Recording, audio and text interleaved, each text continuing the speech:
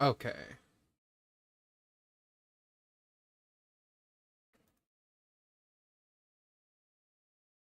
All right. Well, we are live, but they cannot hear you, but they can hear me. So, here are the previous session notes. Here are the previous session notes from our last time we played. So, basically, last time we were inside a Waterdeep's tavern. You guys were attacked by a bunch of animated objects. Bjorn decided to call upon his righteous power and literally obliterated the entire threat. After he obliterated the entire threat, he seemed to have lost access to his divine power. Whispers hint to a divine artifact within a temple of warping enchantment spells and bleeding itself into memories of the city that you guys are in. You guys met a high magister that was revealed to be a fallen angel whose warnings about divine intervention cast doubt on Bjorn's plan.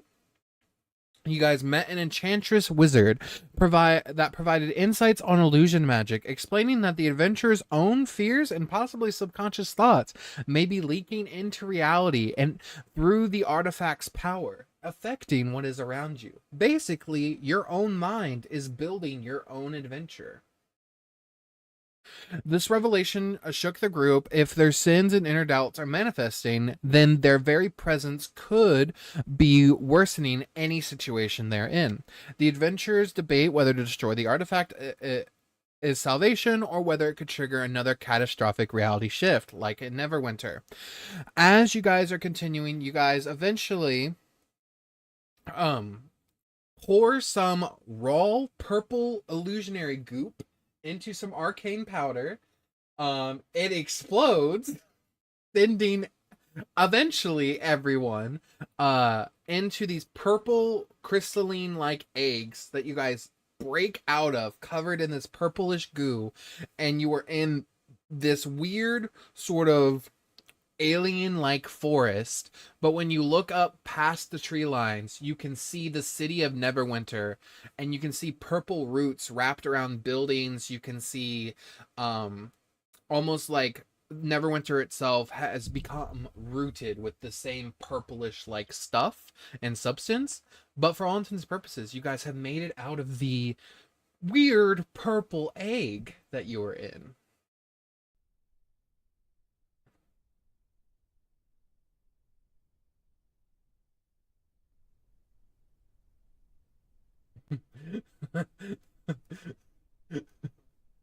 Yeah.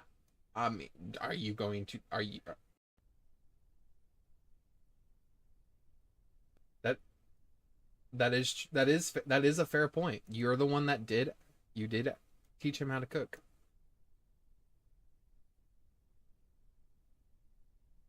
Uh huh.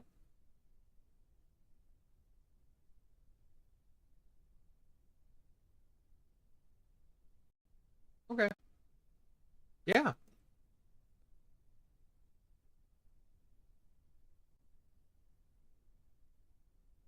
Absolutely. You begin to set up a campfire.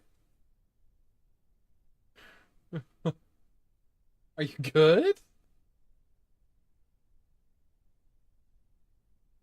That's fucking hilarious.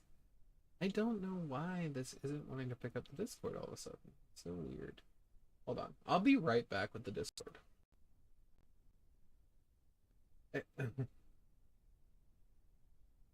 One second. It's being very weird.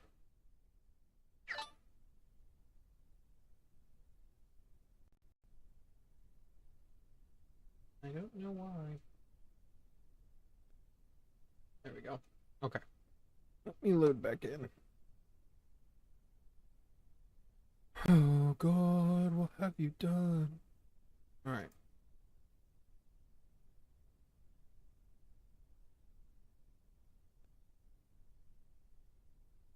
Hold on.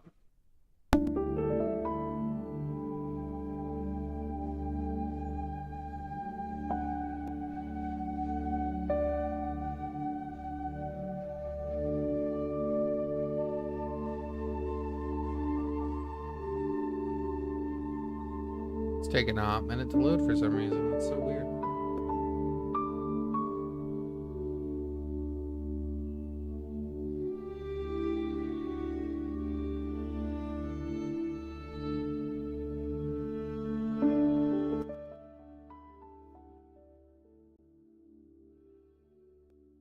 Also didn't mean to flashbang everyone with fucking sound.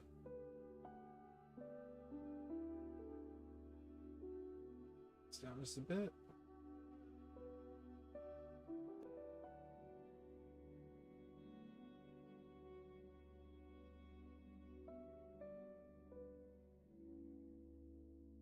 There it goes.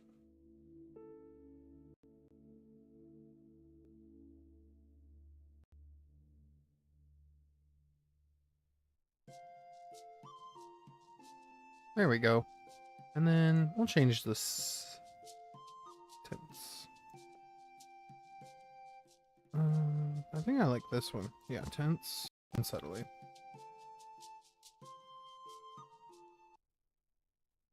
we go.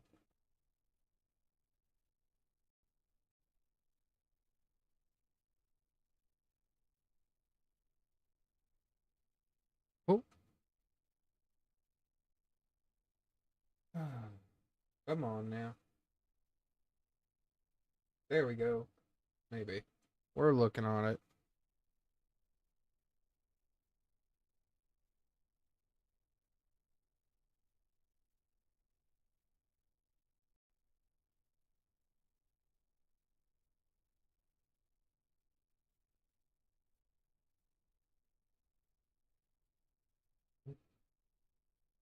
Connect.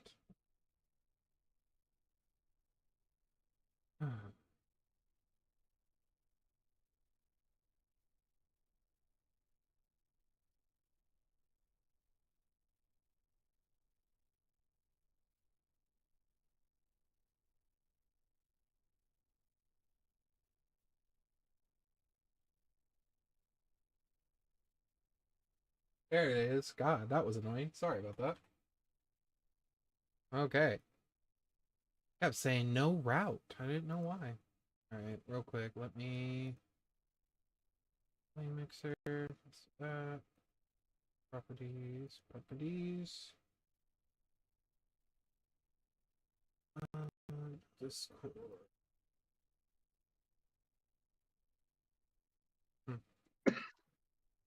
There it goes. There we go. We are now picking up the Discord on this one. TikTok. TikTok doesn't get the... There we go. We'll do this.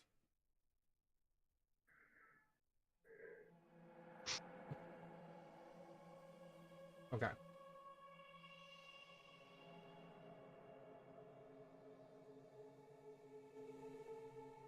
So, you guys are wanting to cook, correct? The eggs and such?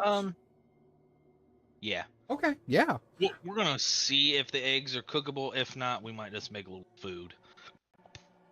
Okay. You grab some egg and a little bit of whatever is left inside of an egg that you crawled out of. You pull out a pot and you begin to cook, and yeah, it's like purplish, like different shades of purple, all the way to like a sort of like a dark purple scrambled eggs.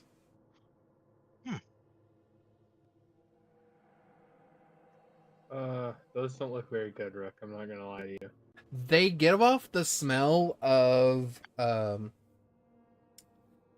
lavender and honey. Huh. I'm gonna cast my fancy new spell, Goodberry, for free. Okay. I like to think Seymour slowly pulls out his hand, summons his good berries, and just pops one in his mouth. I'm just like looking at the eggs, right? I'm like, man, those don't look too great. And I just hold out my hand, and magically appearing in my hand is just 10 berries. You want a berry, Rook? Maybe later. I will be right back, boys. Okay. Okay. That's fine. Yeah. You eat some good berries. It is very late. I don't know if Seymour has rested, but if you would like to rest, you are more than welcome to start a long rest. I have not rested, I don't think. I Okay. don't have any spell slots used, but I'm hurt. Yeah. You guys can start like a long rest, and as you rest, is there anything Seymour would like to get done? Like, is there anything like specifically Seymour wants to do, or is he just wanting to sleep?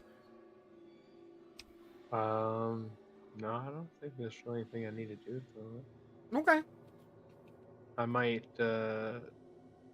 try and see if I can establish a connection with old Mistra. Yeah. Now that we're not in wherever the fuck we were. Wherever the fuck we were, yeah. Okay. Roll me. You don't really pray, so I guess roll me a persuasion check and just see if the universe persuades with you. Right.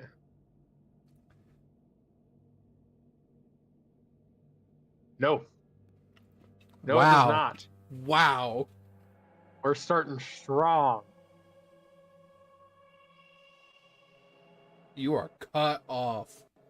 It's almost as if like Yeah, you try to reach out to Mistra, and all you feel is the cold night air.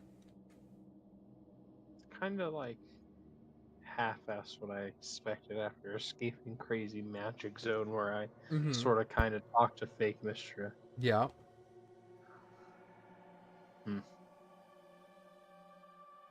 But Bedtime.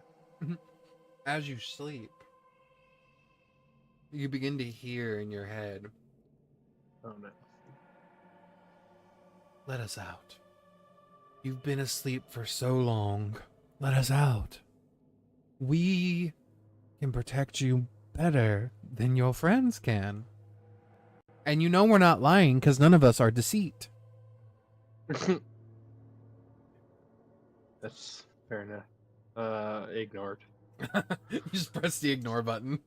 Yeah, no, we're gonna roll over. Okay. You roll over, and as you roll over and you begin to sleep, you feel your stomach growl. And you hear that low thrumming in your stomach. And it doesn't sound like any of the voices that are in your head at any given moment. It's more like a guttural, primal voice, or even it's like your own voice when you're extremely hungry. We'll do that. It's reflecting your own voice, but as if Seymour hasn't eaten in weeks. And you hear, "Starving, hungry, could devour."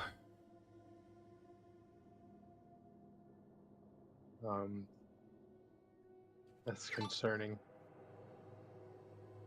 I'm going to get up and sleep away from other people. And hope that I don't die while I'm asleep. Okay. I don't got anything for you. I don't want to eat anybody that's here. The good berries clearly weren't good enough. They're bad berries. Yeah. You get up and you move away.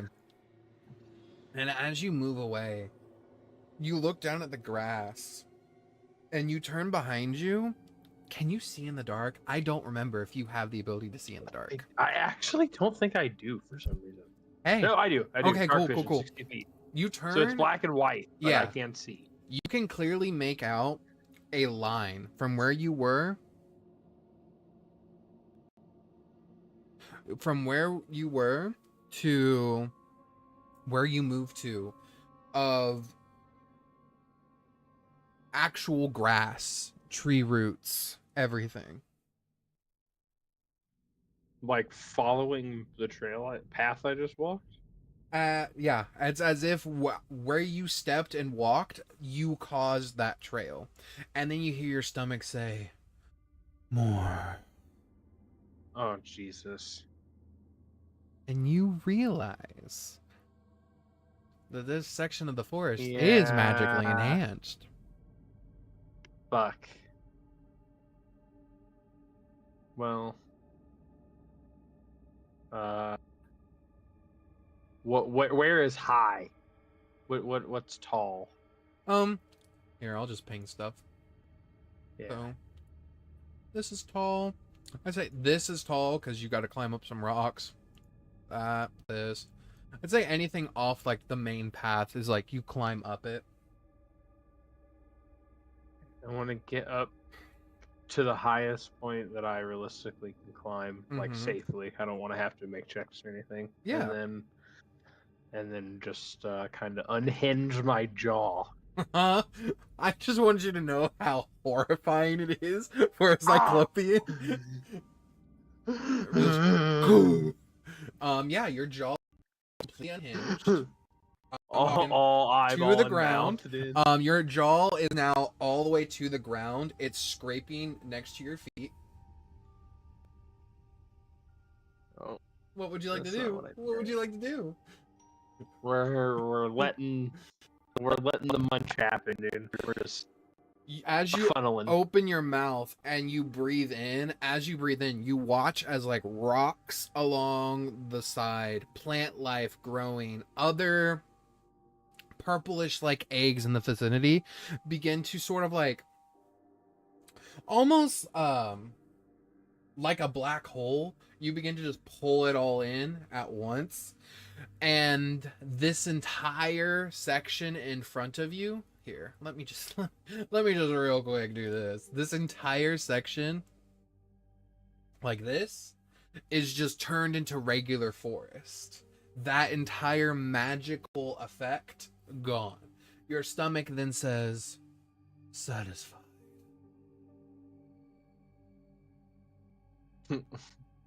I'm gonna.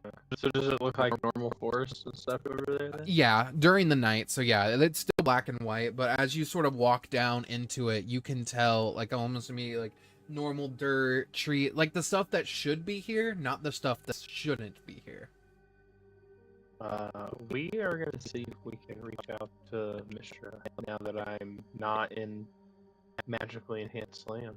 Roll me a persuasion check with advantage, and would you like Gluttony's help with this? I hope not. Okay. You get to decide No. after the 2 rolls. Okay. Okay. I was gonna say no either way since I already rolled, but definitely no. Okay. With a 27, what does Simour say to try to reach out to Mistra after doing what he just did? So to him it's super casual. Yeah, super What's cash. up? Hello? You hear back as your eye opens. You're back in that endless string of weave. As you sort of look around, you see space all consuming around you. It seems like a never-ending, almost like blanket of strings wrapping slowly around you. And you happen to turn and look, and you see off in the distance, you're much further away from it now, a massive spiral of weave that's commencing into like a tornado, like slow turning, almost like a very slow turning twister, but you can definitely see that it is a tornado like structure. And you begin to look around for Mistra. You may roll a perception check with advantage.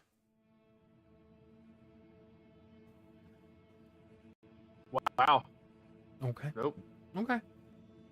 That's a 1 and a 2. Gluttony's help can be used at any time. You just let me know. No. Okay. I don't think so. With a 1 or a 2, you with a 7 basically, you sort of look and you cannot see Mistra. But you're close enough to the weave now. This is probably the closest you've been to like this part of the weave. This is the actual wall of the weave. This is like the section, this is the part of the weave that separates one side from the other. And you see between the strings as they sort of pull apart for a moment, you see like a couple eyes looking at you, and you hear them say, Simour. And they try to reach their hand out, and you can see almost immediately the weave around their hand begins to burn. And it's almost like immediate, like just an immediate sort of like strings that begin to coil around them and burn them, and they pull back quickly. Simour. us in the flesh, so to speak. Just in your head. We're here. Let us out, please. Look at how much damage is happening to the weave.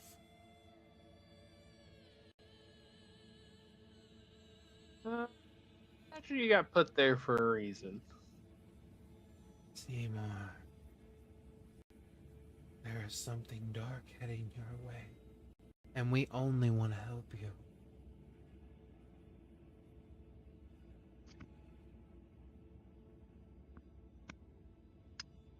Pretty confident in myself.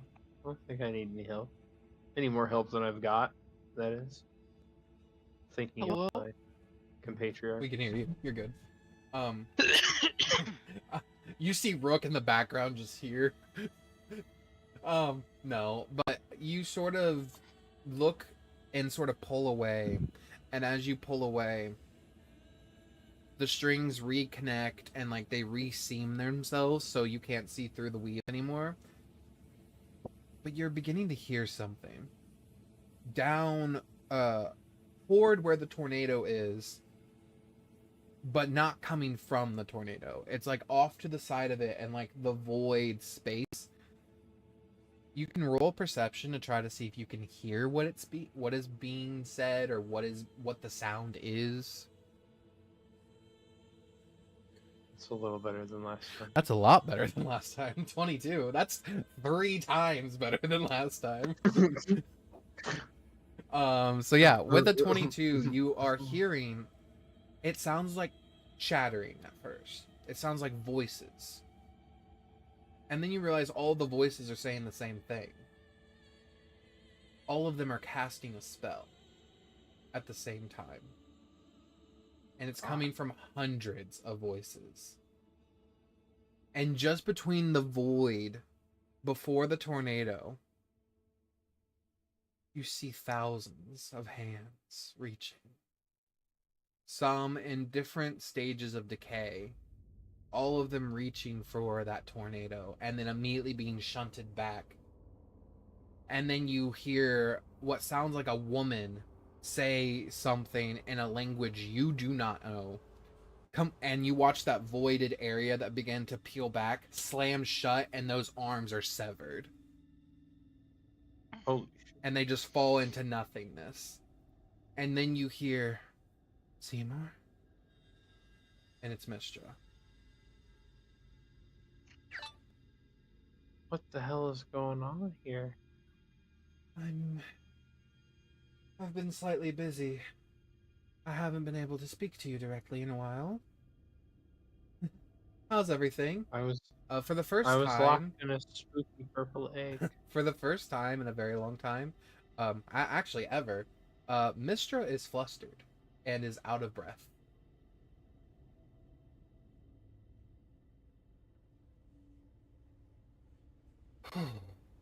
Okay.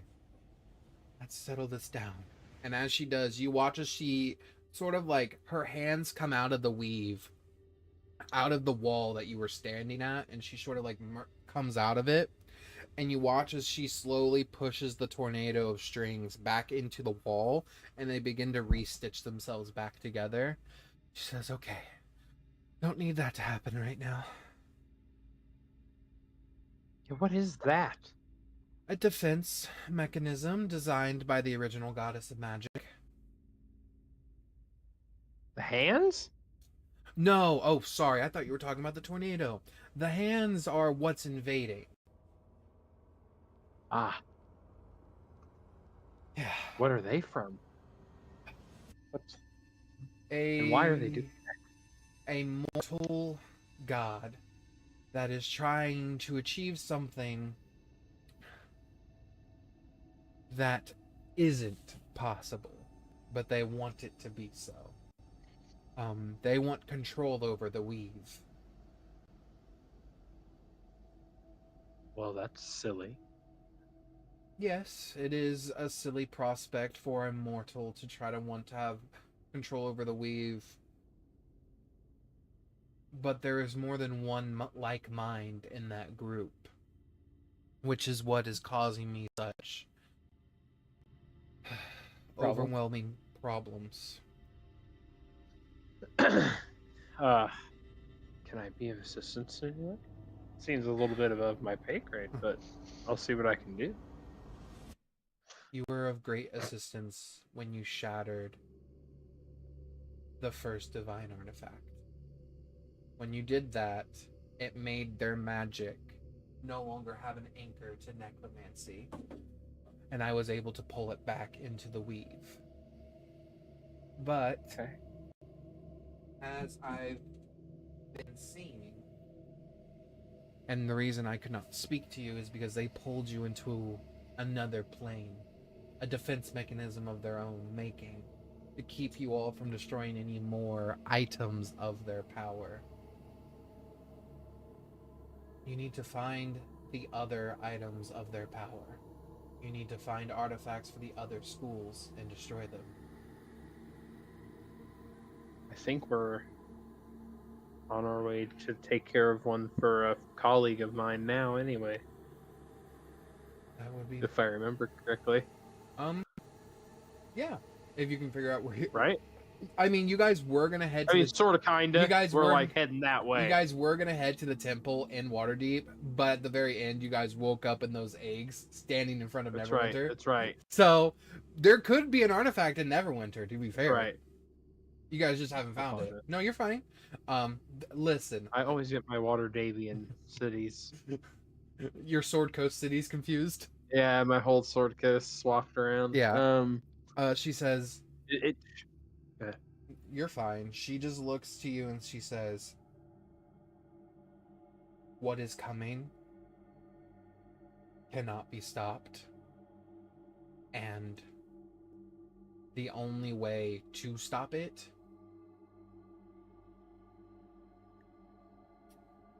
may involve more extreme measures than I had initially anticipated."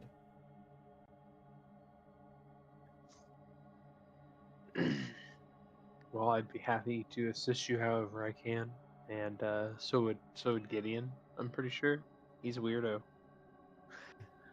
Oh yes, I know. You see off to the side, you see Gideon's dream, like, sort of being unfurled, and it's him wearing this, like, silk red robe and, like, this silk bed, and surrounded by shrines of Mistra, and he's just staring at them all. Seductively. Yes, with lust in his eyes. And she just kind of goes, Please shut that off. she's just like, I don't like it.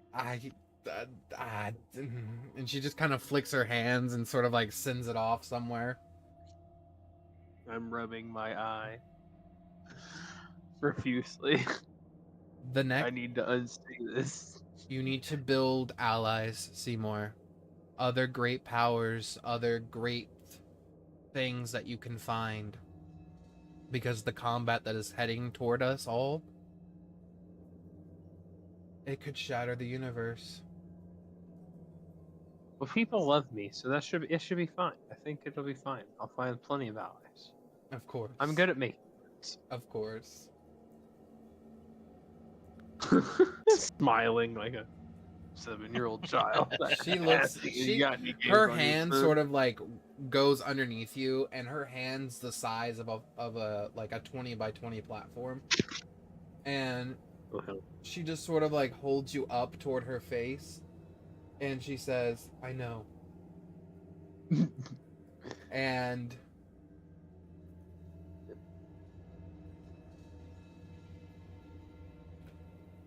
be careful which wizards you trust.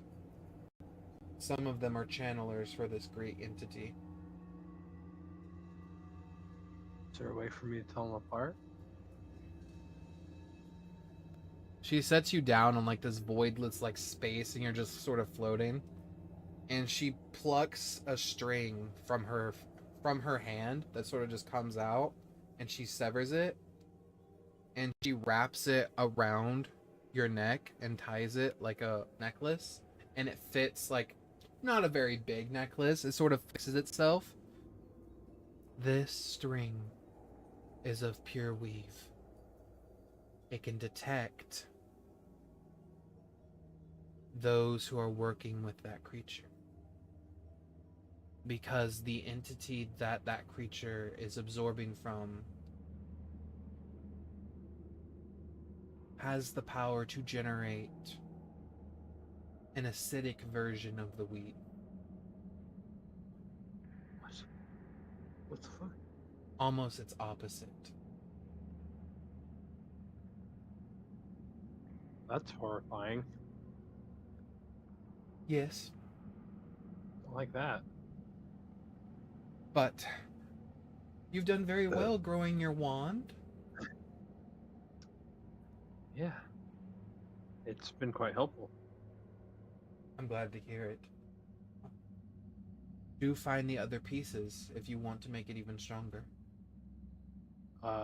I will certainly try. I had a plan to try and find another piece, but then it turned out we were in a scary duplicated world. So, kind of glad I didn't follow that plan through. But then I ate the staff, so I mean, what do you do, right? And I just kind of shrug at her. She kind of looks at you and goes, "You made a staff?" Yeah, yeah. It was half a real magical item and half the same magical item, but created by illusionary magic made real. And whenever I got them too close together, they turned into this crazy staff. And I was just kind of like, what happens if I eat the staff? You watch And as all the weave just stops moving and just stares at you. And I look up and I'm like, it didn't taste very good. But now I can do this, and I like swell up a ice type firebolt. I don't Okay. know. Yeah. So, just something to bend elements, you know. I see.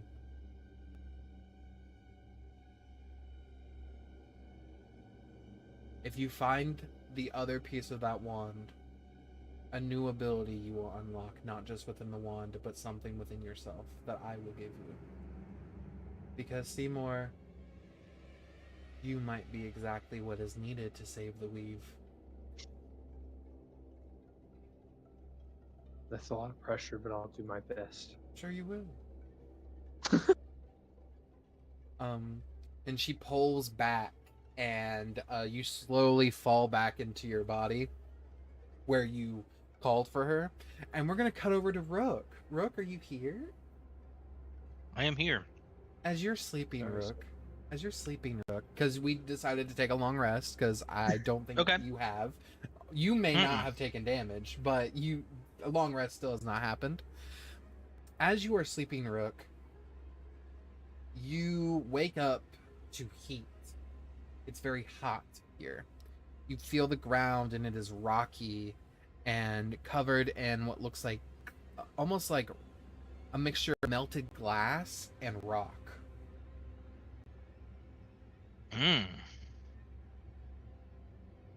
Okay.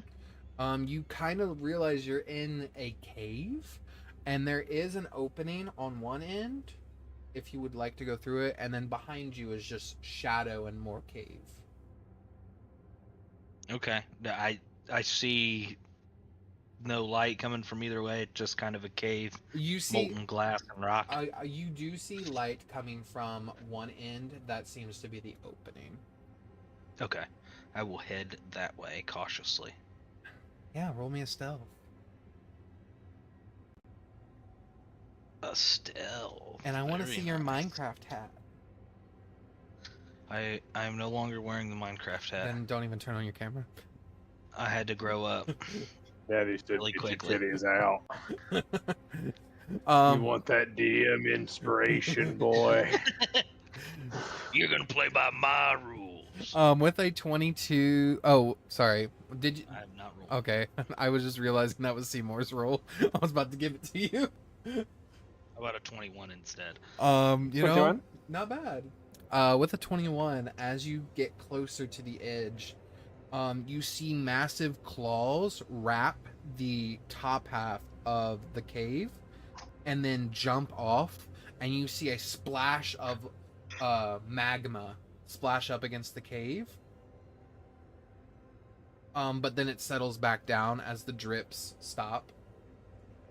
Like it was reacting to me moving? No, it did not Is that hear what you. I'm tuned for? Okay. It just seemed like at that moment in time, something grabbed the top and then splashed into some magma. I'm going to cautiously watch the magma and see if whatever that thing is comes back. As you watch the magma, you watch as a head pierce through the top of the magma, almost like images of like a sea monster. But this is a creature swimming in magma. And you watch Okay. its head slowly come up, magma dripping down its scales. And you see a red dragon just slowly swimming around in the magma. Okay. Is it the red dragon that I have met before? Yes. Okay. I will somewhat still cautiously, but I will like make it known that I'm there. You see him fly up, magma dripping off of his wings as he flies up and says, "Hello, sorry. Had to wash the old scales off."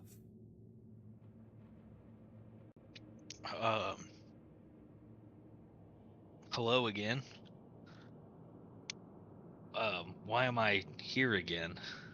This is where your mind goes now that you're connected to me when you sleep. Oh.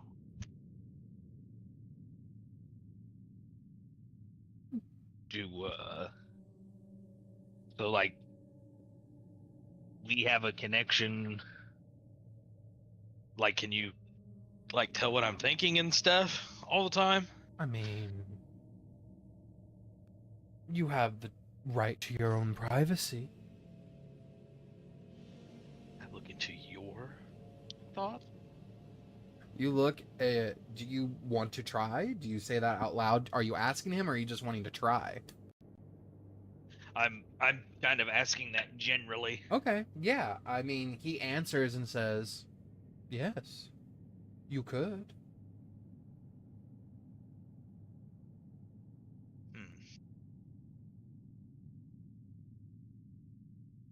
So this is a dream then. Dream, mindscape, soul connection, astral projection. You're going to be a very, very powerful entity in your future. And I'm just happy I had a hand in making it. An entity, huh? Yes.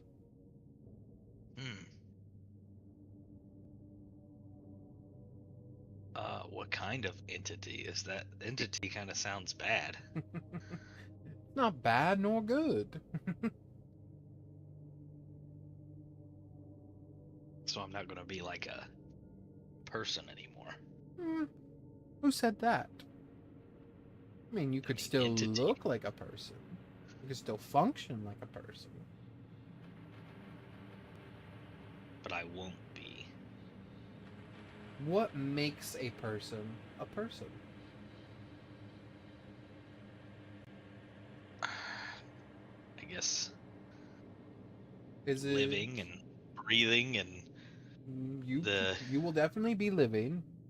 You will be breathing. As long as you don't die. Sounds like I may not have a expiration. Will I be able to die? Of course. All things can die. Don't get that twisted. Anything that's immortal has the ability to die. And anything that is mortal is blessed with death.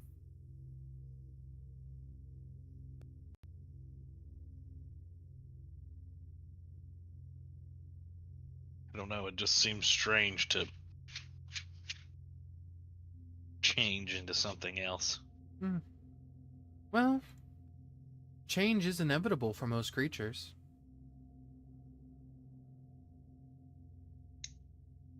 Would you rather be stagnant?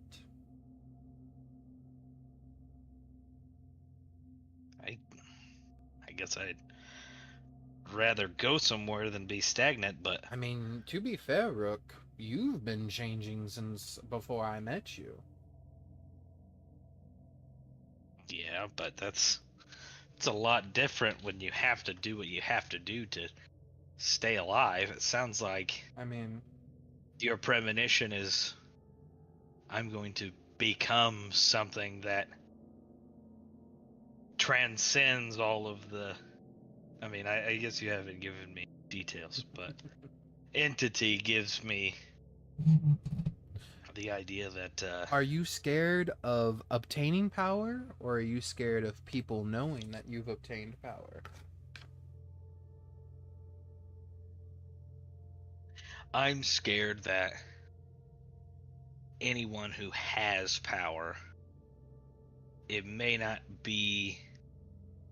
How do I want to phrase this? I'm scared that power may be an entity itself, and that it chooses good people or bad people or righteous people or hellish people or whoever it wants, and it uses them as a vessel to just be powerful.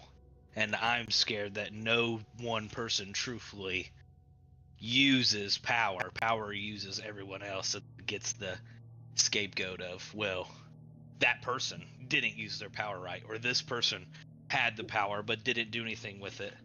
And I don't want to be one of those people who has to choose or be used by the power. Interesting. I like your concept.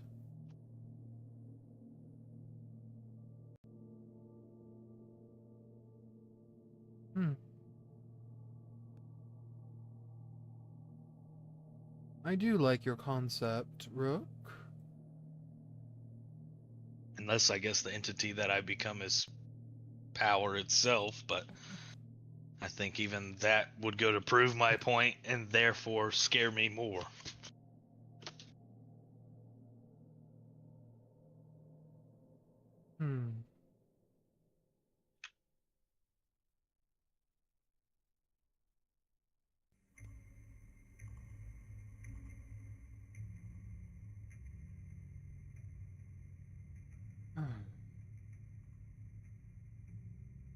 What if you got the ability to change those rules?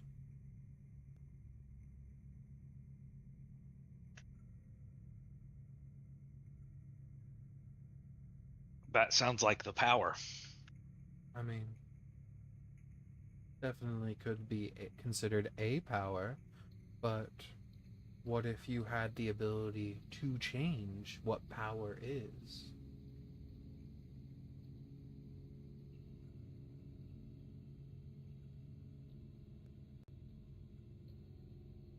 What do you mean? The dragon sort of grins, and you see it seep into shadow, and you hear it say, I'm not a simple red dragon.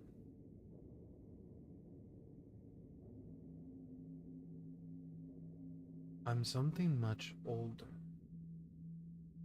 And you're the first one to pass my little game.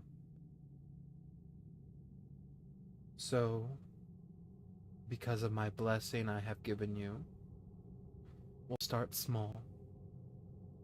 You're worried about power, and that is understandable. Mortals fear power, even those that want to achieve it. And you have the right to be afraid of power. Power is scary. Power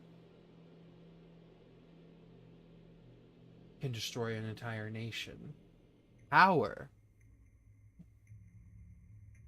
can revive a fallen continent.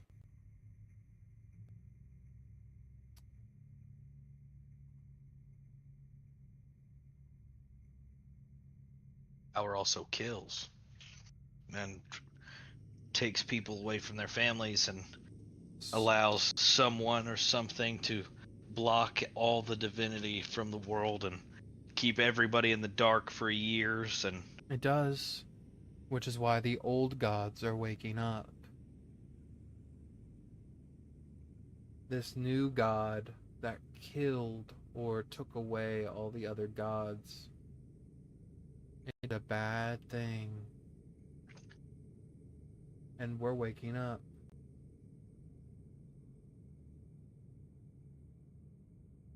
We.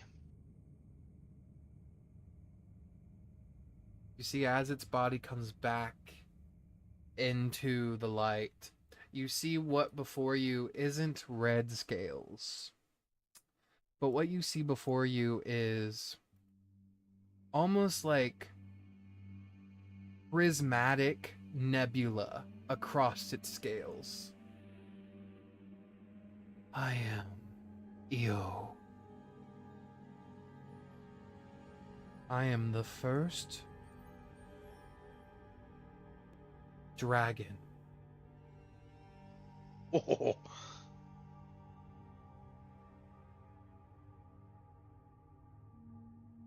The first dragon. I am the first dragon, known as the Ninefold Dragon, the Concordant Dragon, the World Shaper.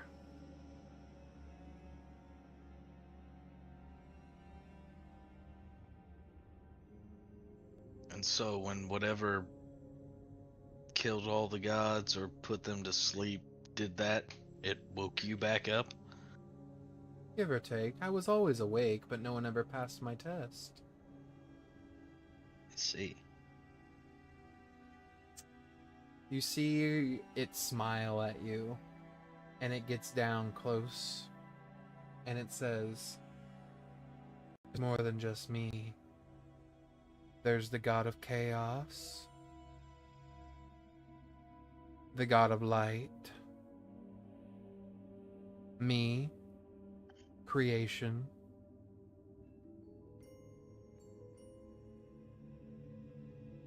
and lastly magic.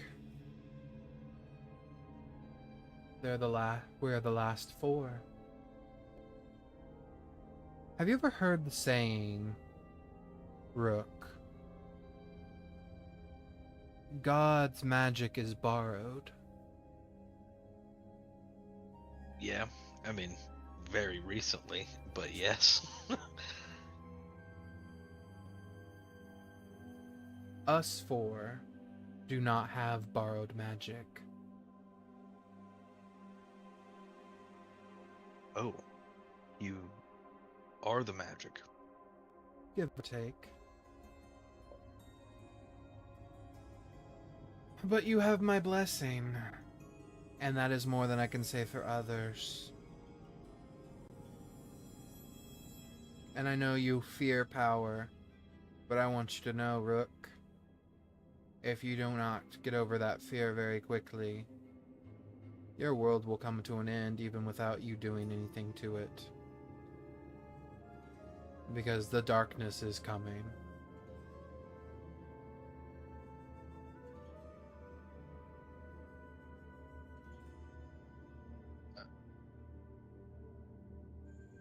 Then your gold will be dust.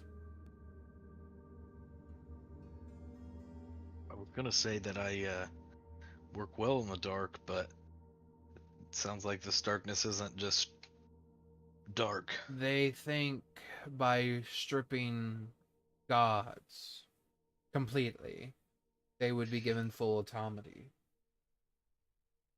But that's not the case.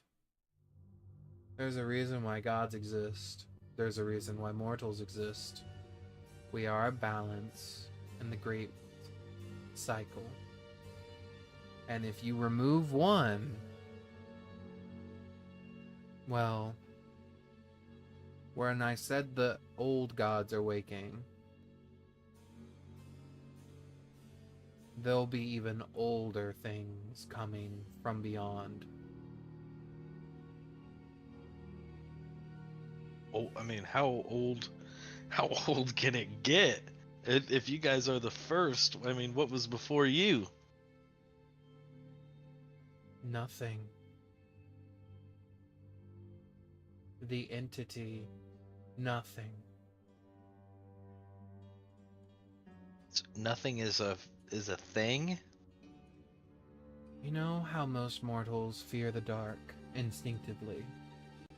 Or Sure. have some fear that something just behind them is watching? Or they think Yeah. they see something out of the corner of their eye? It's usually me. Yes. It's nothing. He has been there since the beginning, and he will be there at the end. And he is what will let the many through.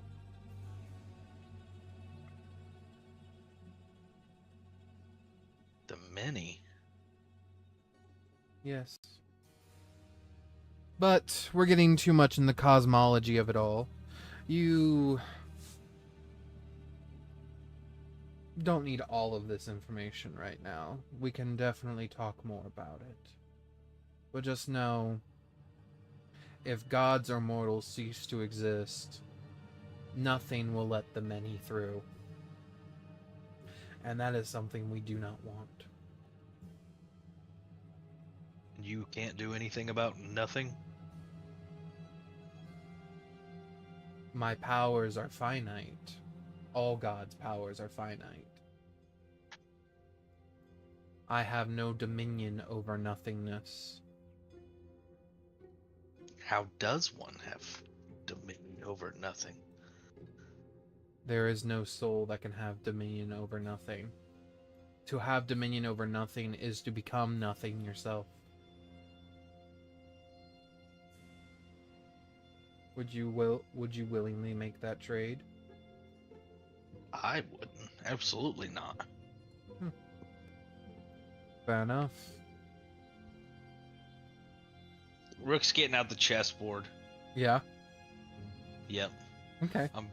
Until I wake up, I'm busting down and just seeing if I can beat him, even if I cheat. Yeah. Roll. I will say roll me a raw intelligence check, and then if you want to cheat, roll me a sleight of hand check on top of that. Raw intelligence. You are trying to cheat against a. Okay. All right. Just gonna roll real quick. All right. I got my number. Okay. I need you to beat a 45. A what? Sleight of hand? A sleight of hand. I can't beat 45. If you got a nat 20, but we'll see what happens. Okay. Fucking So 28. 28 and 15. You watch as this god sees your strategy and says, very good. And then immediately just puts a piece in place somewhere and says, checkmate. I'm gonna sit there and kind of go through the moves. As you go through the moves and play a couple more times, eventually, Rook, you wake up. And as you wake up, Rook, you watch as... have you joined the map? I don't know. I have not joined the map. Hold on. Join the map. Look at this guy, dude. RPing in the theater of the mind. In What the is this? theater of the mind? 1995, bro. Come on. Wait, did you have a map for the dragon and everything? I may have. It's gone now. Oh, wow. It was the best map I've ever seen, dude. Don't check the mod though. Yeah. Thank you, Dylan. You see where those black lines are? You are seeing around you. You see that like weird mushroom-esque forest. In between those black lines, you see regular forest. Where Simour is like just waking up, you see a regular forest. But just weird thin lines of regular forest. Sorry, I'll be more specific. Let me close off the triangle. This entire triangle, so here. This. Oh, okay. I Yeah, see this now. entire section is regular forest. And then just specifically this line right here that I just drew back over. Yes, exactly. Okay. That is regular forest.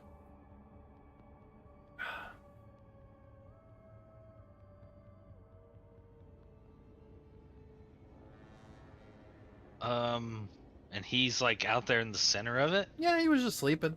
He's waking up now. What the? I'm gonna walk over into the regular ass forest Yeah, to see Seymour. yeah. You walk over there.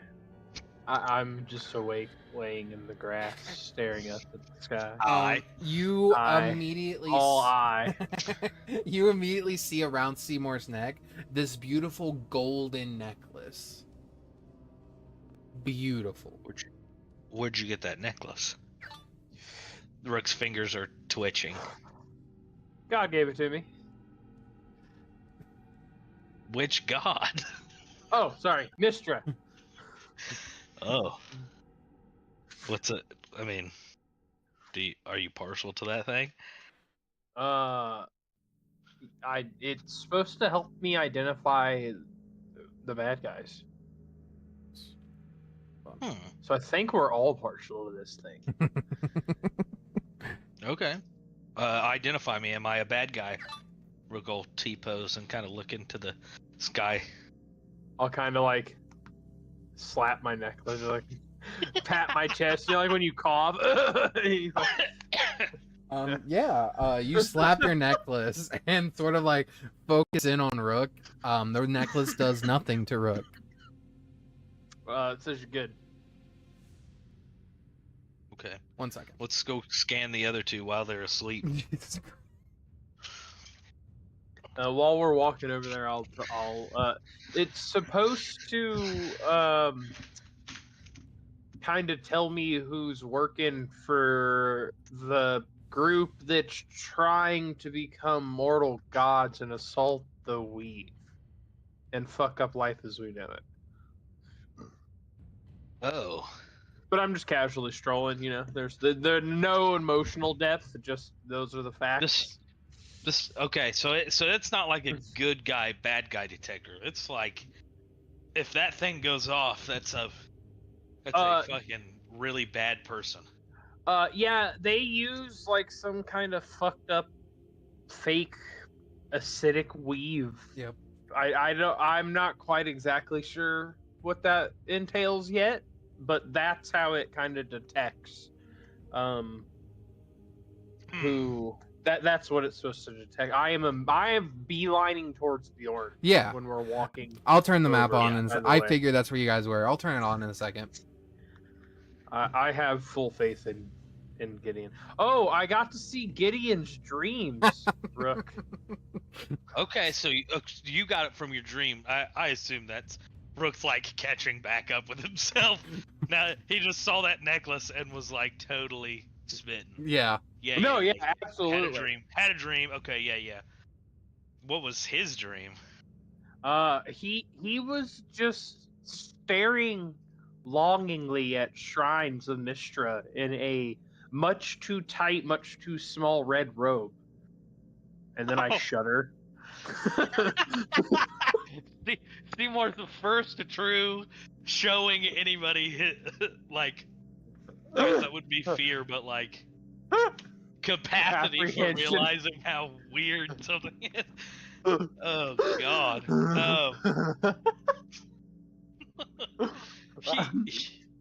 You know how like a cat gets cold and like shakes its whole body? Yeah. That's what Seymour does. After a dog gets wet. Yeah. Trying to shake that image out of my head, dude. Oh god, hold on a second. I will be right back. You're fine. I'm gonna turn on the map here. There we go. Alright. You make your way over back to Bjorn. As you sort of hover the necklace over Bjorn, sort of trying to decipher if he is, you know, working for that entity. The necklace begins to glow, and then it just immediately just stops, like it did with Rook. I think we should stab him anyway. You hear in your head, from one of the voices in your head, kill him, kill him, kill him. Which one are you? Wrath. Are you murdery? Oh, that's fair. Put him in a dreamlike ignored state. again. Kill him that way. I'm madness. Hold on. I kind of like you. We might talk. I'm saying this out loud Yeah, too. that's honestly fucking amazing.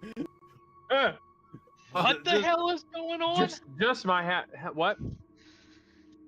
This is You, Brooke hearing you talking. you to, hear another. I just popped back in, but I assume it's you a voice I can't hear. you hear a Yeah. third voice in your head, Seymour, that says, "What if he really is working for the evil? You should kill him while you have the chance. I'm paranoia." I think you should hang out with Rook. Are you willingly let me do that? No, absolutely not. Damn it. I was about to say, are you about to let me out? I'm just talking to the shadows that eat people. It's okay. I'm just trying to figure. I'm trying to like not give into them too much, but get information out of them a little at a time. You know. I wonder how connected your guys are to my guys, because my guys are kind of whispery, but it's like a lot of them. Like it sounds like you can talk to yours. I just kind of get These yelled guys at. ain't whispering. Sometimes No. these guys don't either. Wet dog shake. Would you like to detect Gideon? Yeah, let's check Gideon out too. May as well. Okay. As you sort of go over to Gideon and sort of hover it over it, the the gold necklace goes bright red and then back to gold. Mister didn't like his dream either. Oh. What does red mean? I don't know. Since it went back, I didn't consider it. Did it glow red with everybody when it glowed slightly? No. It went black with Bjorn, it went red with Gideon, and it did nothing for Rook. Huh. It seems to maybe be identifying where they're drawing their power from. I say with the biggest question mark. I don't know why else it'd be different colors, because maybe they're. I kind of turn around and look at Bjorn. I was like, I don't think Paladins specialize like wizards. I know that Gideon's primary focus is abjuration, right? Mm-hmm. That is correct. So I don't know if maybe that has something to do with the color. She didn't give me a user's manual. You know, gods are generally just like, here's the thing. Yeah.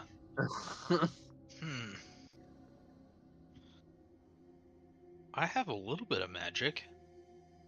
But can you use magic yourself, or do you have access to like magical items? I'm gonna cast Disguise Self and turn myself into that dragon. Jesus. So fuck. you need to read Disguise Self. You can. I'm just gonna be a little version. Okay. Like somebody made a costume of this guy. I'm You going- cast Disguise I'm Self, going to the Comic and Con. you go to Spirit Halloween and find this costume and put it on.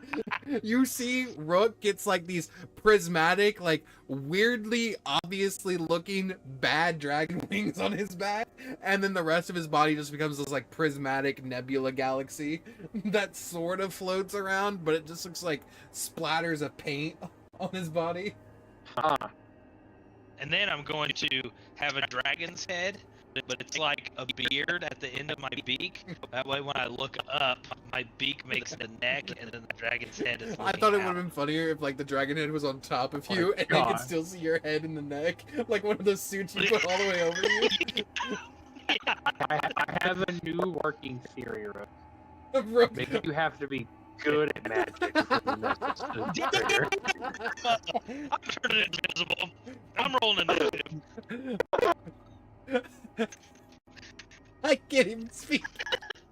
That was so good. That was so good. New working theory. Good magic. New working theory. You have to actually know what the fuck you're doing. What is the Halloween bullshit you're pulling, Rook?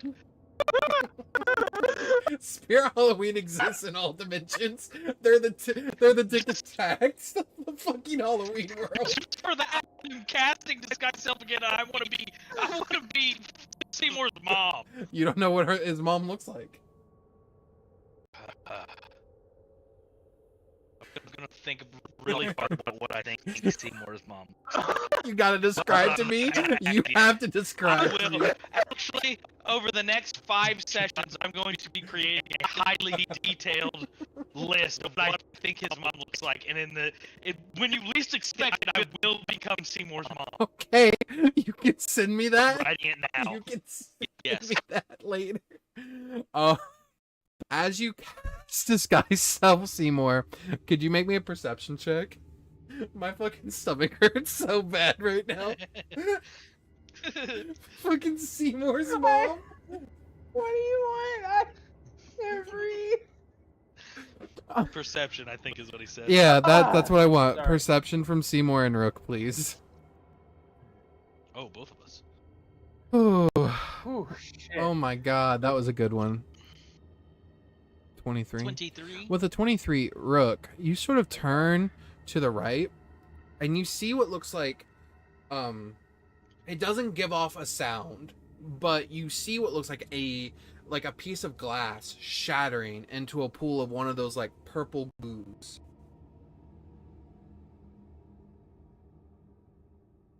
I will ping it. It is right here.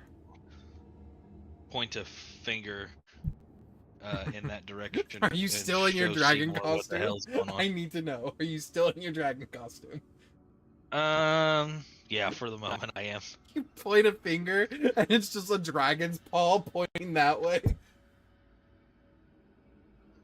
What is it? I don't know. I'm apparently not very good at magic, so I'm just gonna show you. That is fucking great. Holy shit! I wish I knew disguise self. Dude, that would have been the cherry on the cake. Like That would have been good. Next time Seymour levels up and gets another spell slot. Dude, that. Oh fuck! You wake up for breakfast and you're sitting at the table. Eating eggs. You're soiling my good name. You see Gideon's gonna get up and he's gonna walk over Giving to gold to orphans. You gotta hit him where it hurts. You see Gideon's gonna get up and he's gonna walk over to this thing. He's gonna be like, yeah. That's some purple goo.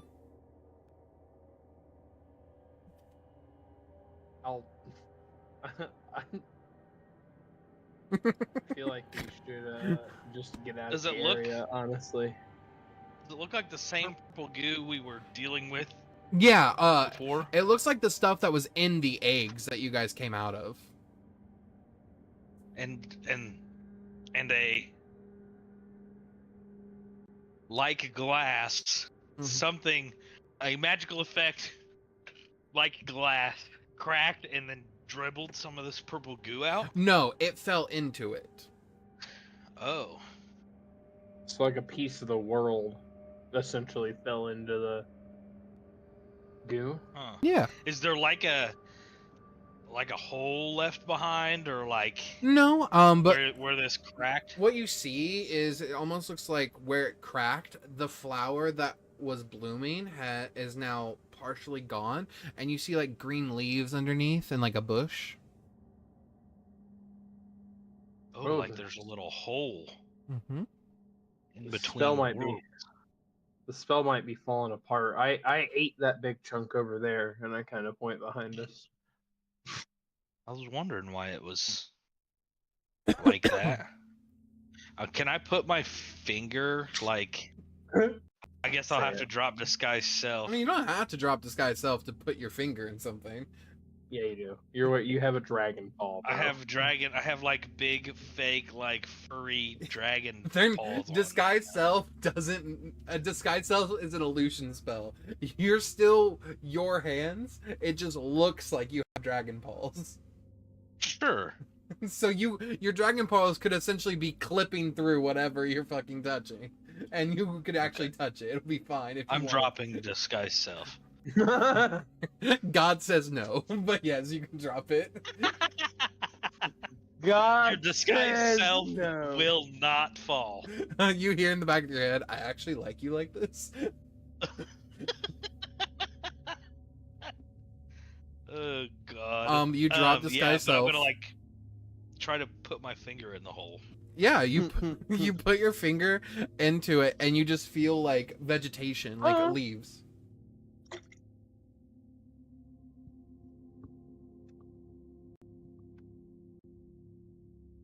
God damn it, Dylan. What? You need to breathe, Q. Breathe. Breathe. I was Oh, did I trying. kill him? He was taking a drink and you I went. was taking a big drink when you As he put his finger in the hole. My fault, bro. It's That's my my fault for bad, taking a dude. drink while I was putting my finger in the hole. Everybody makes that mistake once or twice in the youth. It's okay. Yeah. As you put your finger into the hole, you touch vegetation. And immediately what you see is like more almost like imperceptible far away, but up close you see micro fractures. I'm gonna kind of do one of these, like just move my arm around, like I'm trying to knock more of the surrounding magic away if it's already cracked. As you knock more of it away, it just clatters to the ground without making a sound really. It looks like it should make a sound, but it doesn't. And you begin to watch as this purple ooze on the ground sort of like envelops the shard pieces. And then you see more ooze begin to appear. Are they like physical shards? Like if I knock them off, can I hold them in my hand? Yeah, do you want to try to hold one? Yeah, like I have my hand now, I assume the bigger. And I'm gonna try to like knock some into my hand. Get a piece, and as you are holding it in your hand, you're hearing something. Okay, what is it? Roll me a perception check.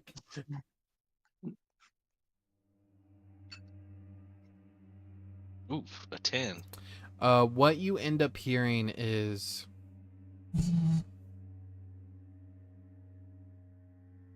we died.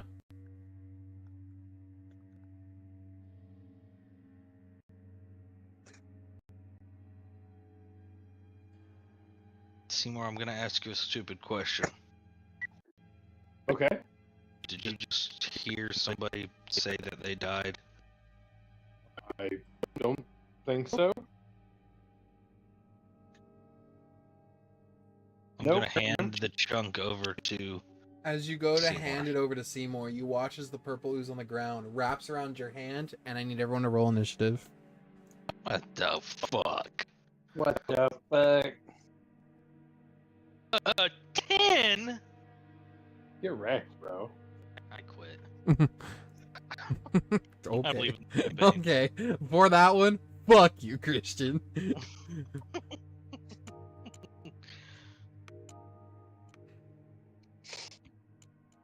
Alright, for my inability to roll, I blame you.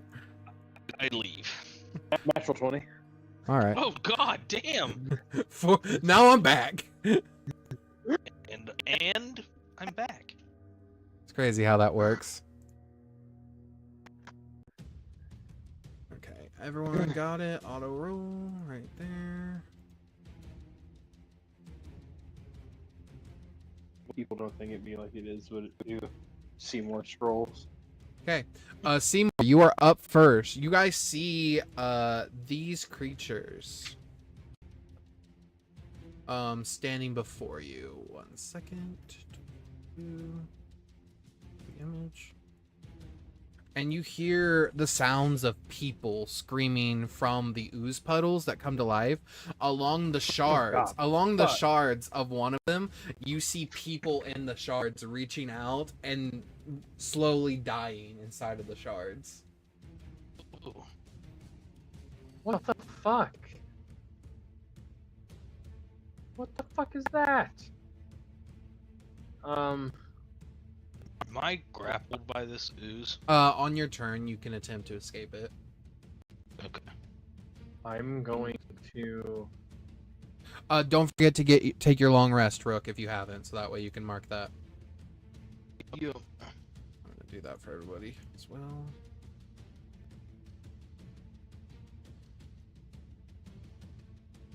I'm going to throw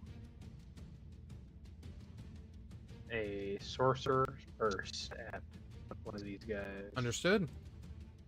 I'll do A out there all by himself. Okay. Sorry, I have a lot of spells. I mean, that's understandable. There's a 15 hit him. On A, I honestly don't know. Give me a second. Yes, it, yes, it does. Yes, it does.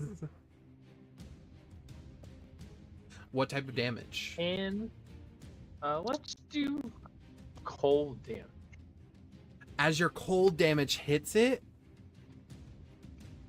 roll me a d20, please.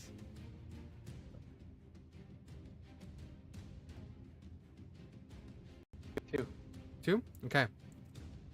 You watch as this ooze bounces the cold projectile off of it. Since you rolled a 2, it's gonna go to the next target it can, and it's going to hit the ooze C. It does no damage though.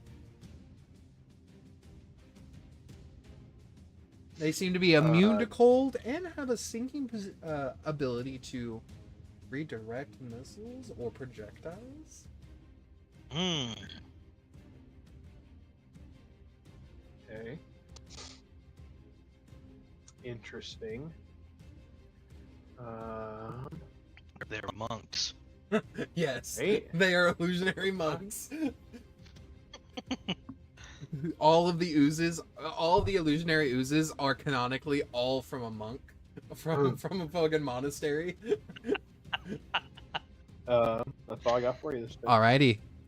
Up next is Gideon. Gideon's going to cast on himself Armor of Agathis, which I believe is bonus action.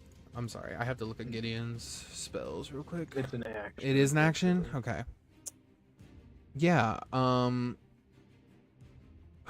Armor of Agathis for Gideon is a bonus action. Yes, that's right. For him, it is a bonus action. Oh, because of his What the Yeah, class. because of his class. And he's going to cast it at 2nd level. So that's going to give him 10. 6th level. No, he does not have 6th level spells. Fuck off. So that's going to give him, I almost put 120 10 hit points. That's 10 hit points. And he is then going to run up and he is going... Actually, he's not going to move at all. He's just going to pull out his revolver and say, "Watch this." To the I immediately cover my ears. to the guy made of glass. It's actually not bad. That's a dirty 20. Let me see if that hits.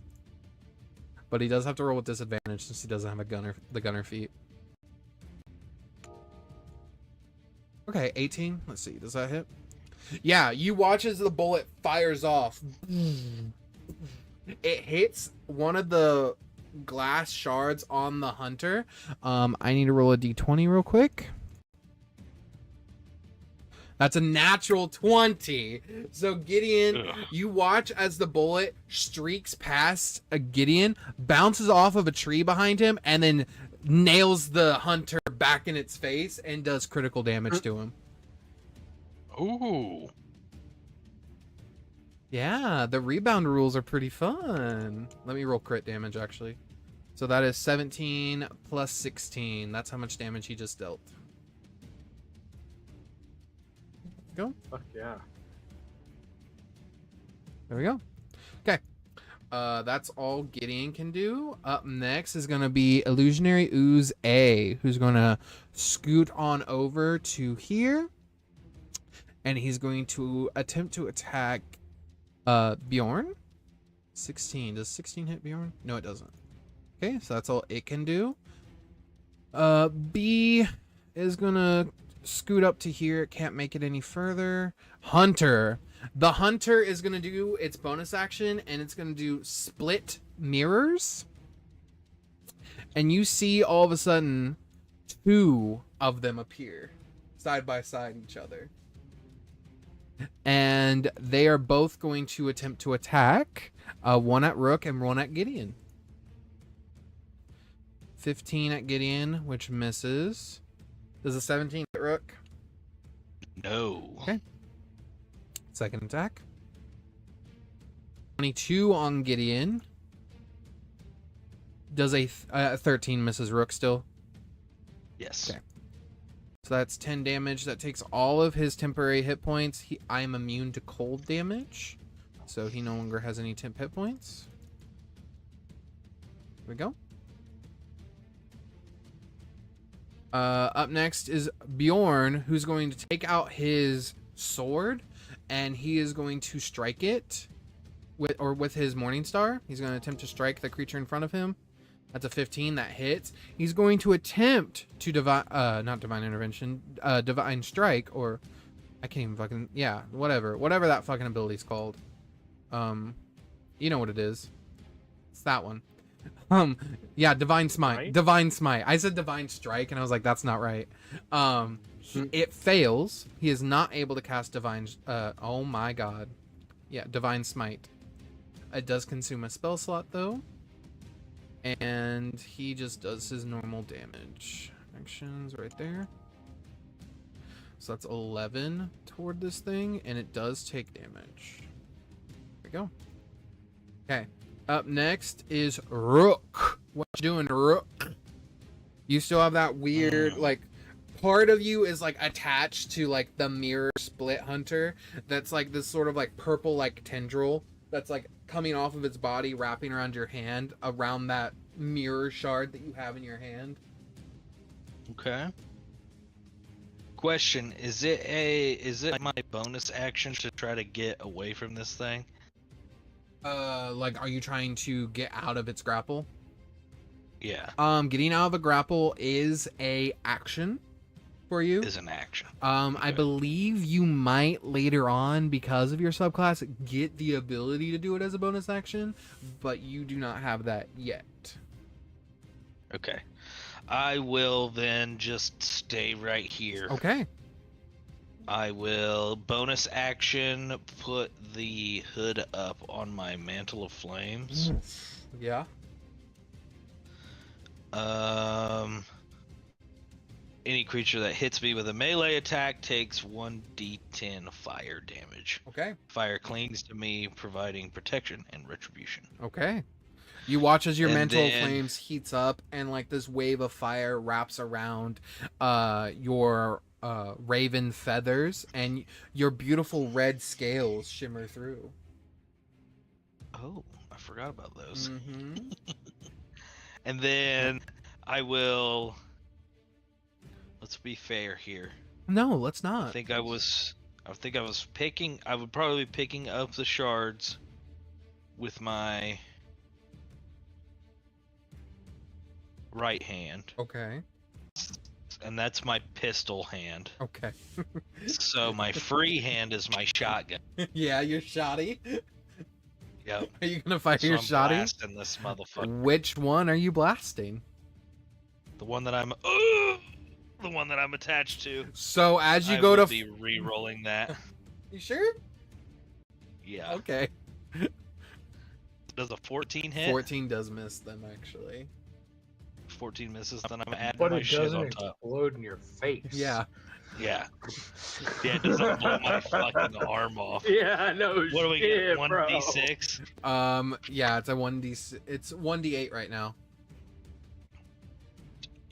It just went up. D10. This last level. In fact. Uh-huh. Okay, does a 17 hit? A 17 would hit. Which one? Are you striking A or B? The one that I'm attached to. You're attached to whichever one. both, technically.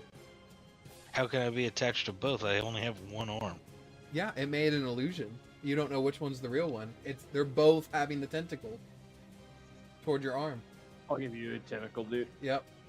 Which one? you Okay, hit? so there's not like Mhm. my arm is not like attached to a piece. No, you're. There is a Es- tentacle grapple. Yeah, in my essentially arm. the shard that you had in your hand got that purple ooze wrapped around it as you attempted to hand it to Okay. Simour, and when it split, that tentacle split as well. Okay, then I will just hit the one that's right in front of me, which I believe is B. Okay, roll your damage.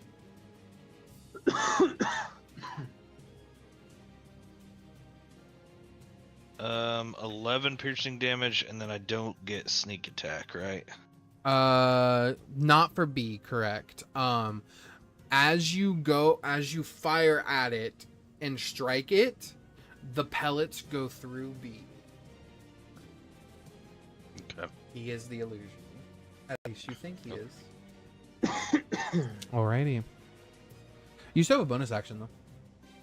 No, I put my hood up. Oh yeah. He should be burning on his turn. Yeah, if he strikes you. Whichever one's the real one. Alright, C is going to slurp up to you, Rook, and you're gonna see its mouth opens and say, I had a dolly. A dolly? Yep. That's a natural 20 on Rook. Damn! Doesn't Gideon have fucking something? Let me see. Spells. I don't know. Yeah. Silvery barb, I'm gonna cast Silvery Barbs. How's that feel? Silvery barbs in yourself, dude. Pretty fucking. That's a 22 to hit, though. Oof. Okay. Alright. That is 12 acid damage as it strikes into you. Okay. And it takes. Mm-hmm. 1d10. 2 fire damage. It seems to take less fire damage than you were expecting. This thing just immune to everything? Not immune. It did take fire damage, but just less than you were expecting. 12, correct? 12, yes. And are we doing the acid rules where they like melt armor and shit if we don't fuck with getting the acid off of us? Or is that only non-magical stuff? It's only non-magical armor, so as you're wielding your mantle, it's covering you. I'm gonna say you're fine. Okay. Okay. Up next is Illusionary Ooze D. It's gonna slither on up to Gideon, and it's gonna say to Gideon, I had a husband like you. He cheated. That's a 6. That misses. Yeah.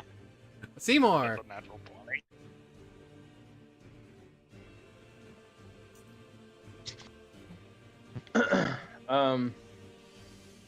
Well, since we don't seem to be having great luck with projectiles, I'm going to expend 2 sorcery points to bonus action haste myself.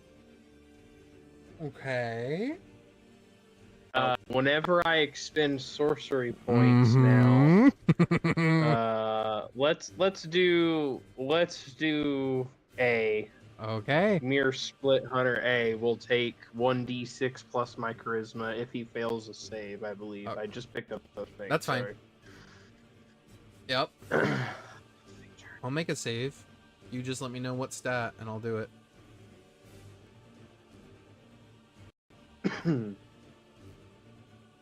Seymour coming out with all these fucking abilities. Rook over here just holding a piece of glass in his hand. It is a deck save. Ooh. That's a 17, because that's a -2 modifier. That is my spell save is 21. Yeah, so yeah. Let's see. We've done cold. We've done fire. Let's just do acid this time and see how that fares. Okay.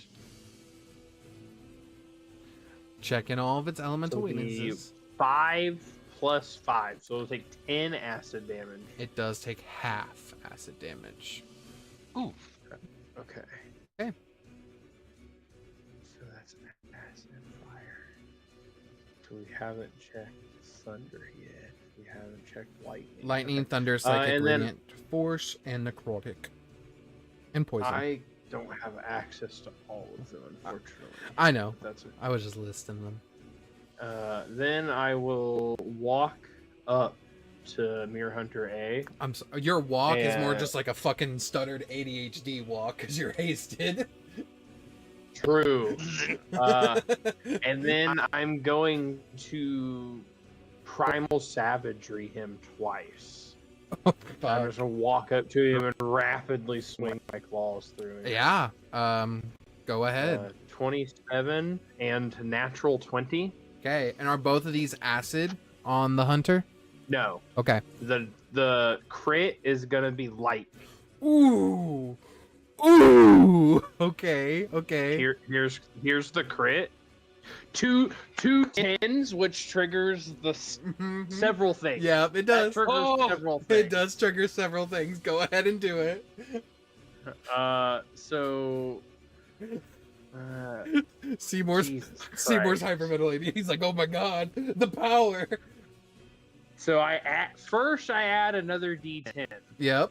I think that's the only thing that happens because of this. It's the other spells where it gets just like astronomically redonkulous because they do this by default. Mm-hmm. That's another 10, which triggers it again because it has 2 dice right now. Yep. That's a 1. That's fair. You can't be mad at that. So that crit is a total of 35 plus 10 plus 1 lightning damage. So 46 damage. Yes. Okay. Okay. And your crit. What does this fucking absurd cantrip look like as it strikes into this molten glass ooze monster? Dude, I just swing out my like unnaturally long arm and some sick, nasty lightning, like Wolverine style claws come out of my knuckles, and I slash him through him. Yeah. He did. Lightning works. Your lightning damage seemed to do more than you were expecting. Can I make the other attack on D then? Yeah. You still hit. Okay. That was fun. We'll do lightning again since I've got some knowledge here. Yeah. Be 16 lightning damage this time. So double, that becomes 32. Yep, I'm gone.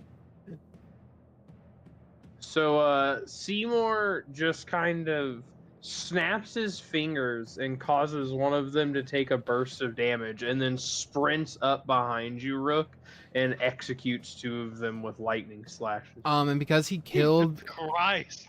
because he killed the real one, the illusion one fades away. Oh, so I killed 3 is what it looks like. Okay. Lightning works. That's my turn. Okay. Holy shit. Gideon's gonna watch this happen. He's gonna pull out his revolver again and just fire at the other ooze.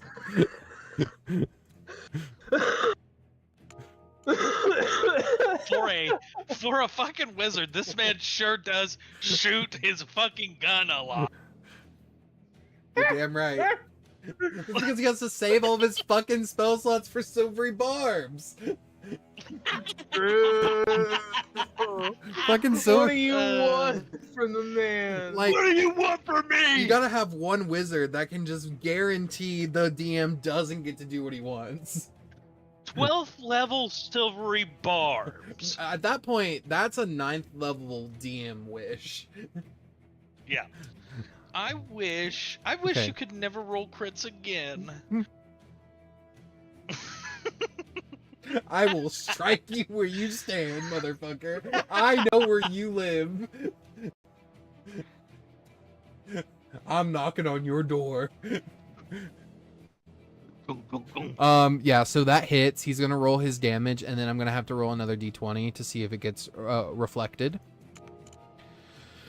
So 17 damage, not bad. I mean, when Gideon does hit with his pistol, it does a shit ton of damage. Yeah, that's true. 18. You see it bounce off, and it's gonna hit the ooze over by Bjorn, killing that ooze.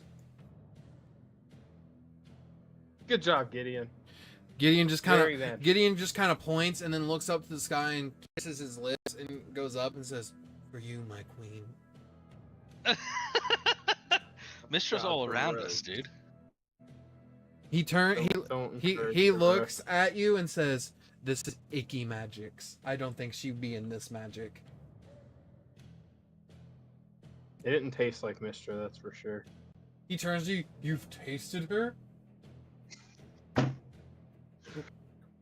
You've tasted Mistra? Where? Once again, Rook is completely regretting his decision of staying with these people.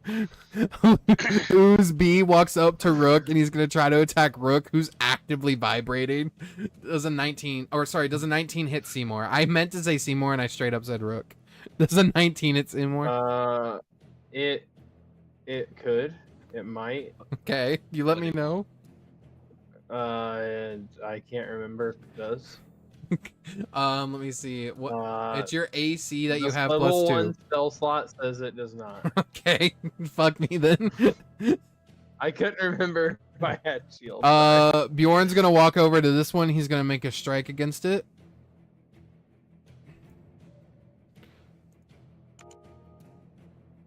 $24.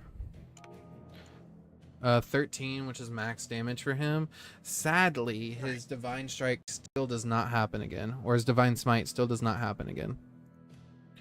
And Does he have to roll to see if his magic works every time? Nope, it just seems like his magic just is not working at all. There's no roll required for him at this moment. Still locked out. Uh-huh. He is still locked out. It came back at the end of last time. I apologize. No, you're good. No, you're good. Rook, on your turn, can you please make me a perception check? Another one. Yes. Come on, baby. How about a 24? You see, Rook, off to the side, you begin to hear what sounds like something crunching through the woods down beneath you guys. And you see this giant, almost like swollen up, blistering ogre that's beginning to make its way toward you guys.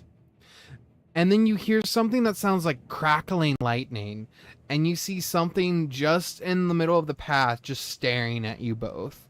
Made of the same similar purple ooze. This is what they look like. Ah. Oh, Wait, God. why is that one lightning? Oh no. You've unlocked my trump card. It was prepared. All right. But Rook, it is still your turn. What would you like to do? I am going to not expend another charge on my cloak. Mm-hmm. Do I have to use a bonus action to put my hood down? I'll read it to you. How it reads is, the effect lasts until the start of your next turn, whereupon the cloak will automatically expend one additional charge to maintain the flame. The effect ends if there are no charges left at the start of your turn, or if you... Okay, never mind. If you use a bonus action to extinguish the flames. I will not then. I guess I will just let it do its thing. Let it burn, let it burn. Yup. Okay. I am going to... I think this has a... Oh, they updated the character sheets on D&D Beyond? You guys know What there's do you mean? party inventory now? Yeah, dude, Yes. that shit just came out. Is money. We used it in Cole's campaign, and I was like, dude, this is perfect for like all that random shit that you Listen to get. me. Kalos is crying that that did not exist. Like, holy shit, bro. Yep. That's probably the best shit they've ever added. That's pretty cool. To D&D Beyond. That's pretty cool. I am going to... I'm going to throw greed at the big boy. You're gonna throw it? It comes back, doesn't it? You're gonna throw... Yeah, I know what you're throwing your dagger, right? Yeah. Yeah. You're just throwing it? Hold on. No, Let me read it. You're completely fine. Does it not come back? Am I thinking of something else? I don't think it comes back. Let me make sure. It might actually. Oh, no. I guess it doesn't.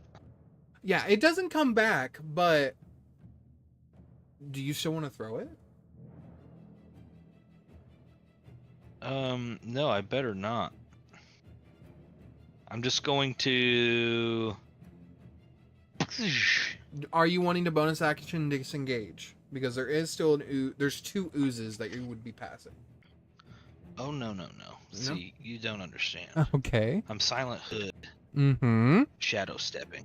Oh! Yeah, you shadow step. Okay. Right into his face, and then I'm stabbing the dagger in his head. Go right ahead. Make your attack roll. Oh, that's sick as fuck. 26. Okay. That hits.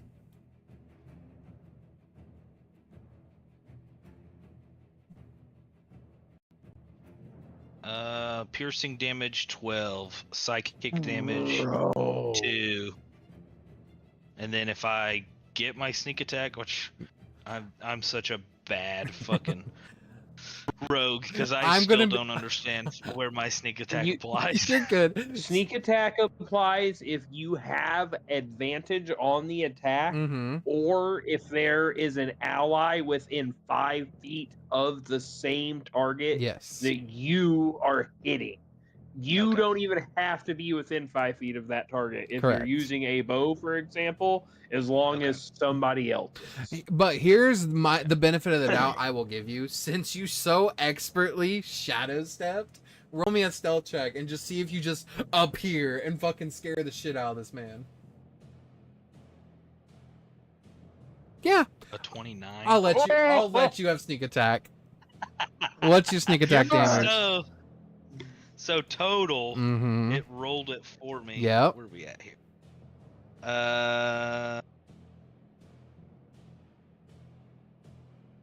Hold on. What the fuck? Am I at the top? Yeah, I was at the top. It's 26 damage total. Okay. 12 from the piercing, 12 from the sneak attack. Okay. And 2 from the psychic. Okay. Are you doing any of the effects from greed? I'm going to do... I will say, because you do use psychic damage on it from the dagger, it is immune to psychic. It is immune to psychic. But everything else went through. Could I do some kind of check to see if I believe this thing to have spells or not? I will say, if it doesn't have... You can definitely do a check to see if it has spells. But that will use that one ability on it until you hit it again. Okay, so it won't, basically, I know it says once per short rest you can do this ability, but if it doesn't have spells, when you do it, it won't consume it. I just can't do anything else. Yeah, it won't let you do anything else. Okay. So if you would like to do that, I will let you. Are you checking to see if it has spells? It does not have spells, this creature specifically. Okay. It does not have any sort of magic casting ability. Okay. That is it. Okay. Up next, behind you, Illusionary Ooze C is going to attempt to attack Bjorn. That's 7. That's a miss. Okay. Top of the round, we got Simour.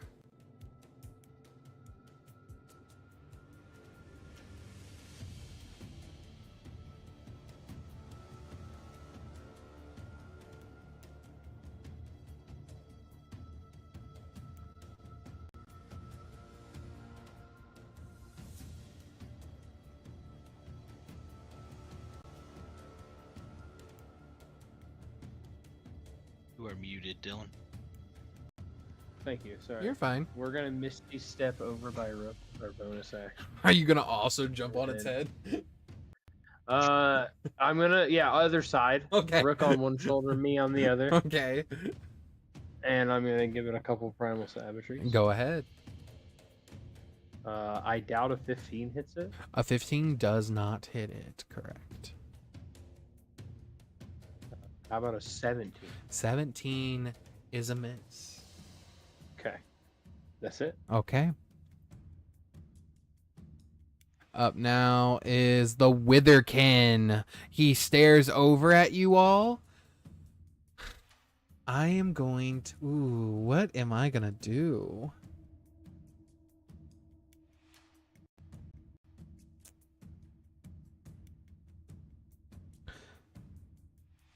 Yeah, I'm going to do the Shriek of the Broken Skies. You hear this thing scream out, and you see the illusion around you all begin to crack immediately, and you feel this wave of energy hit you all. I need everyone to please make me a Constitution saving throw, please. So I will roll that for Bjorn and Gideon. Do remember, if you're within 10 feet of Bjorn, you get an additional +5. Which Gideon... We are not. Gideon would. Yeah. So Gideon, that 11 becomes a 16. Alright. So, 15 is the DC. Oof. Alright, so...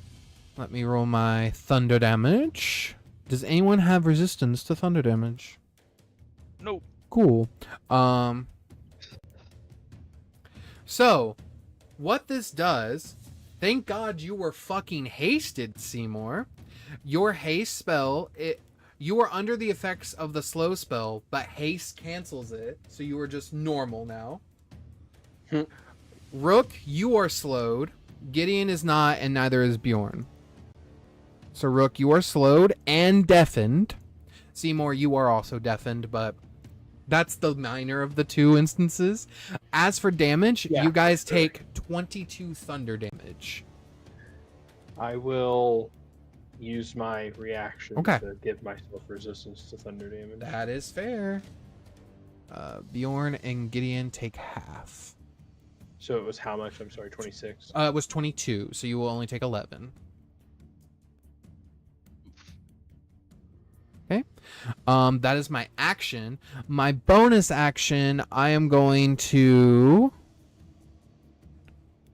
where is it? Ah, there it is. I'm going to Crackling Tether to Rook. Alright, so I gotta roll for this one. D20, and then add my modifier. That is a number that is above 20. Give me a second. That is 23 to hit Rook. Unless you have some way to block it. Gideon will Silvery Barbs me. That's a natural 1, so I miss Rook. Ooh. You watch as this, like... You watch as it sends its hand out, and its hand becomes like this arcing current of electricity that's about to hit you, but you look and you see Gideon's arm reach up, and you see this like magic tethers wrap around it and pull it to the side of you right before it hits you. And you watch as it clamp down on a rock, and just this explosion of energy enters that rock. Okay. Holy shit. Gideon is up. Gideon's going to do something he hasn't done before because he realizes this is an issue. Gideon is going to use his Vestige ability real quick, and he is going to use Shielded Favors. I need everyone to please roll me a d12, and I will roll one for Gideon and Bjorn.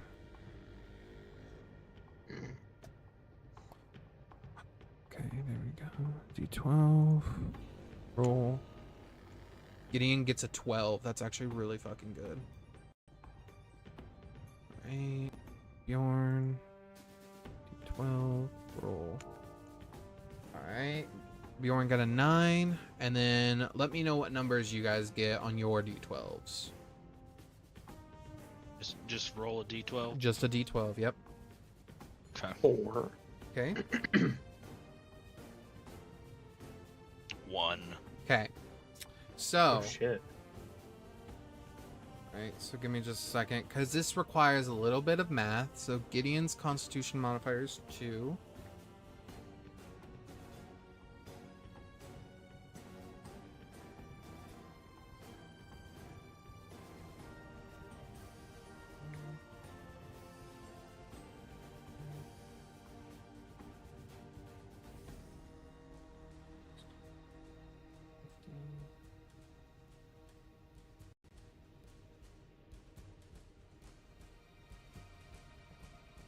So, divided by 4.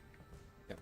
So basically, you all rolled a d12, and depending on what you guys rolled, it is that number on the dice times Gideon's Constitution modifier, added all together, and then divided by 4. Everyone gains 13 temporary hit points, and while you have these 13 temporary hit points, you have resistance to all damage. Shit. Oh, fuck yeah. This is something Gideon has not used yet, just simply there hasn't been a time to use it. So, the next time this happens, if you guys roll higher, you'll just get more temporary hit points. That's fucking Whoa. crazy. Mhm. That's a good one. Holy shit. That's very good. So that is a bonus action, actually. Action, he sees that Rook is slowed.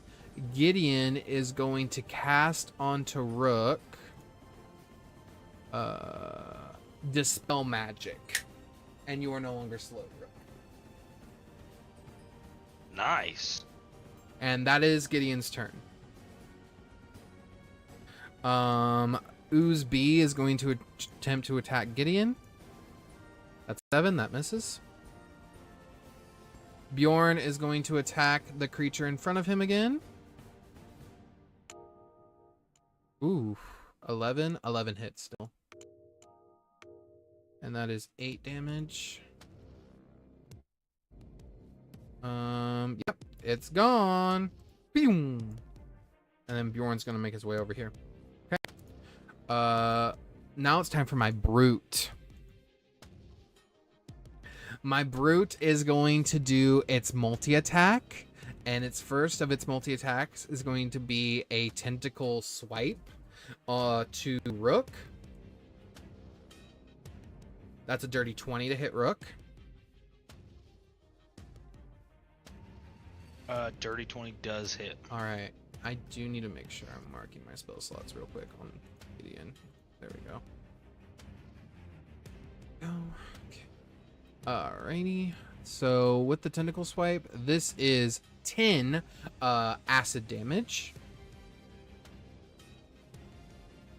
10. And then its second attack is going to go on to Simour, or attempt to go on Simour. 16 to hit Simour. So I take that. I have that and take it out of my temporary hit points, correct? Correct. Okay. That does hit. Okay. That is 12 acid damage, which you would also have resistance to if you, because you have resistance to all damage.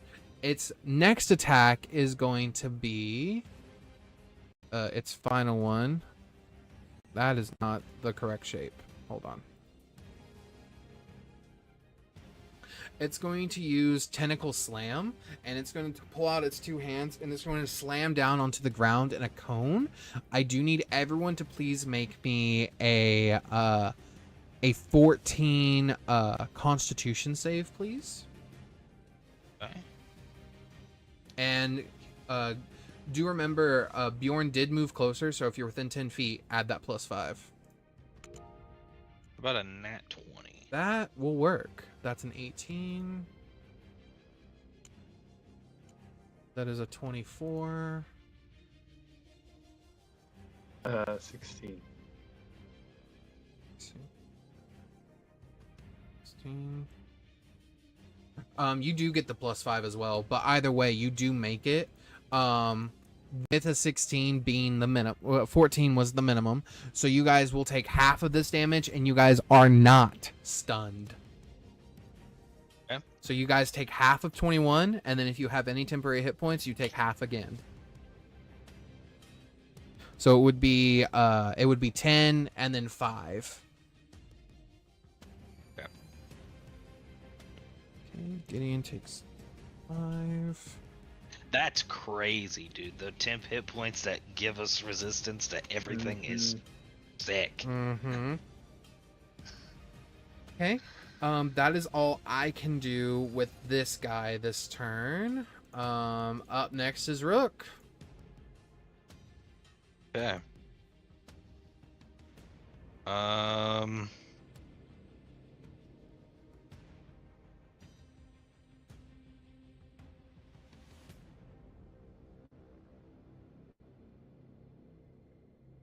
I am going to... Okay. Fuck it. Fuck it. Fuck it. I'm running over to this, homie. Okay. Are you shadow stepping or bonus action disengaging? I am going to check. I don't think I have any more stuff. Oh no, yeah, I have 3 of them now. Yep. Forgot I'm awakened. Yep. Yeah, so I'm gonna bonus action, shadow step, and do the same thing. Stab this guy. Yeah, you shadow step over this guy and he just looks at you and goes, "Rah!" Curse stab. Curse and 27. 27. Good job. 27 does hit. Okay.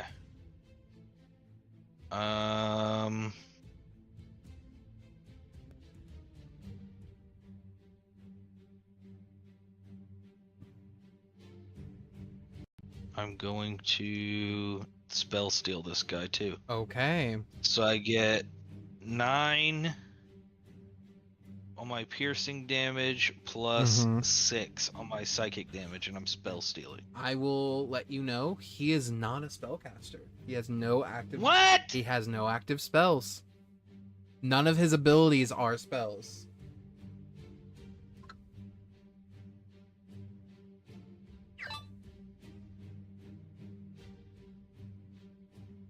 Alright, I guess I'm just gonna hit you with my knife next time, Seymour, and just take one of your spells. If that's cool. You could do the other thing, which is lifesteal. Remember that one? please don't take my spells, Poppy. I Hit like points my equal to spells. half of the damage dealt. Damage dealt technically means anything that they have immunities or resistance to wasn't damaged, so I don't get that benefit, right? Yeah. So, Or is it like Magic the Gathering rules, no, it's D&D where I rules. did deal all the damage? It's D&D rules. So basically, it's half the amount of damage they take. Yeah, Okay, yeah, yeah. so that is only that's 9, and then what'd you get on? They're immune to psychic, and then technically your sneak attack does not apply to this guy. Yep. He saw you coming. So just 9. Just 9. Yep. Are you wanting to restore any hit points from it? That would be half of 9, which would be 4. I mean, I might as well Okay, you can restore 4 hit points.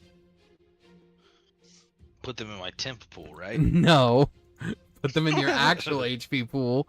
I will ask, as like greed absorbs its energy, what does it look like? Like, how does it look like for you transferring its life force to you? Is it like a transfusion? Like you stick the blood in, it gets you the blood, and then you just fucking push it back into yourself? I'm gonna read an opalescent stone carved from volcanic obsidian. Okay. So if it's as cool as Rook is, then it's just like shadow. Okay, just Think of your it shadow like gets Digimon stronger? when they purify one of the Digimon that has the cogs in its back and all the shit like Yeah, Okay. dude. Okay. it's fucking pulling shadow out and putting it in me. All right, Seymour, it's your turn. Oh yeah, dude. Put that shadow in me, dude. Am I slowed still? No, your haste canceled it. So basically, it can you're hasted and slowed at the same time, which means you're normal. But am I still concentrating on haste in that situation? You are, unless you have a way to break the slow on you, which you can attempt to dispel magic on slow if you have dispel magic. I will use this here Mm-hmm. gluttony feature. Oh, to yeah? end one ongoing magical effect on myself. Oh! What's it look like for Seymour to eat his slow effect? I kind of just like flex my whole body, Mm-hmm. and you see like a shell break, and I just kind of inhale it as a powder as it dissipates around me. To make it even creepier, your stomach just opens and just sucks it all in and then There we go. closes. You're like, yeah, I knew Christian had to do something. I like that, dude. Okay. And then I will expend 2 sorcery points Mm-hmm. to bonus action cast a chaos bolt Okay. over at the Weatherkin. Okay. The Weatherkin. The Hadouken. Oh, so close. 32. That was really close. 32 does shockingly hit. So it does. This one's the weird one. It does 2d8 plus 1d6. Yep. And then I think it's the D6 that chooses the element, right?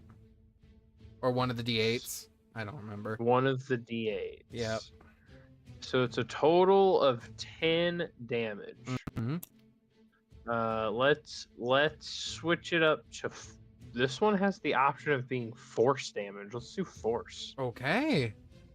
Oh wait, no, I rolled a 5. I don't get to pick. It's still lightning. I'm sorry, I forgot how the spell worked. I'm literally reading it and forgot how it You're worked. fine. Do you get to choose between 2 or 5? No, it is 5. Oh, okay. 5. It is. I have to. Oh. Choose one of the d8. Yeah. So yeah, I guess I could pick cold. I'll try cold again because I Okay. just saw this thing cast Cool. lightning thunder Yeah. shit at me.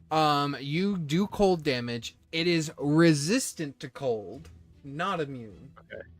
All right. Okay. So it does take some damage.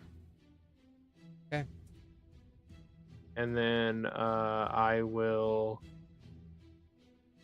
with my 2 hasted actions, swing some claws at this big guy that's in my face. Go ahead.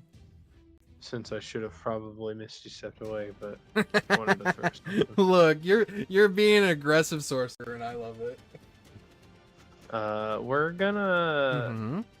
actually expend my 2d4 and see if I can make that hit Yeah. for a dirty 20. Dirty 20 hits.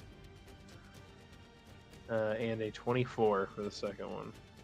That one doesn't hit. Yes, it does. Right.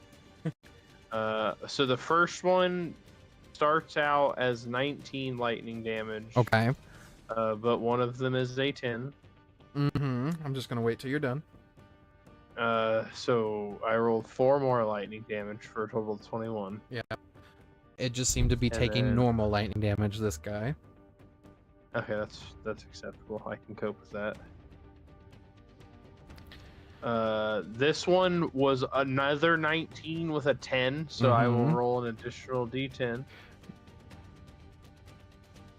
For 3 more, for 22 total this time. Lightning. Still lightning. Yep. Okay. That's what I got. Okay. Yeah, heavy hits. I may have forgotten which character I was playing, but that's okay. I mean, you seem to be doing okay. The Weatherkin brood in front of you, Rook. You see it begin to look at you, and you hear coming from its throat region, because you don't see a mouth, you hear it speak and say, "We were sent to stop you. You have become a problem."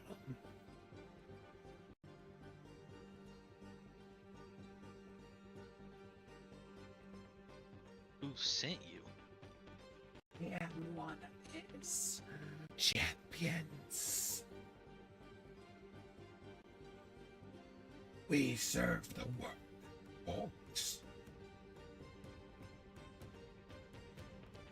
I'd like it to canonically him be talking shit to me when it's about to be my turn, so I can stab him in his neck. Okay. Canonically, he says. He is going to attempt to tether lightning tether to you. Okay. Let me add my bonus.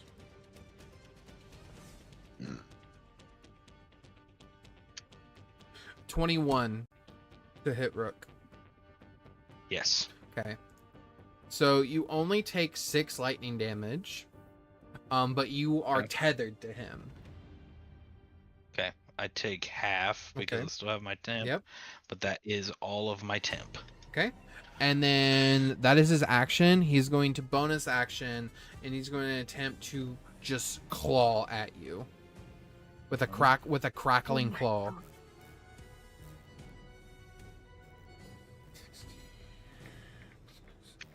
So that's 24 to hit. Mm-hmm. All right, that is 5 plus.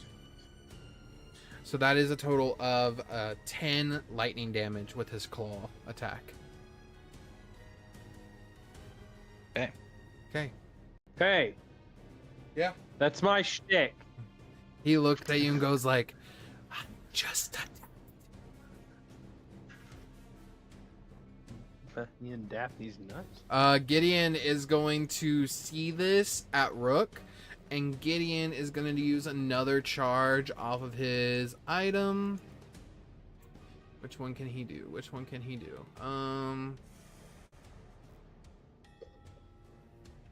Okay. Gideon holds out his hand toward you, Rook, and he snaps his fingers, and you see this projected shield wrap around you. Until the end of Gideon's next turn, you have a +5 to your AC.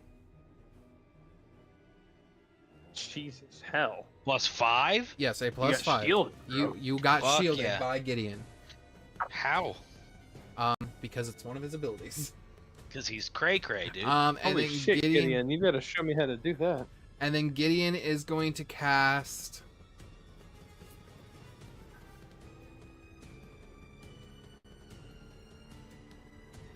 Yeah, fuck it. Gideon is going to cast. What is this? It's a range. Are you within range of Gideon?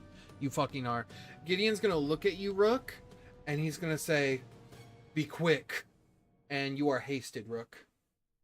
Oh, fuck. Yeah.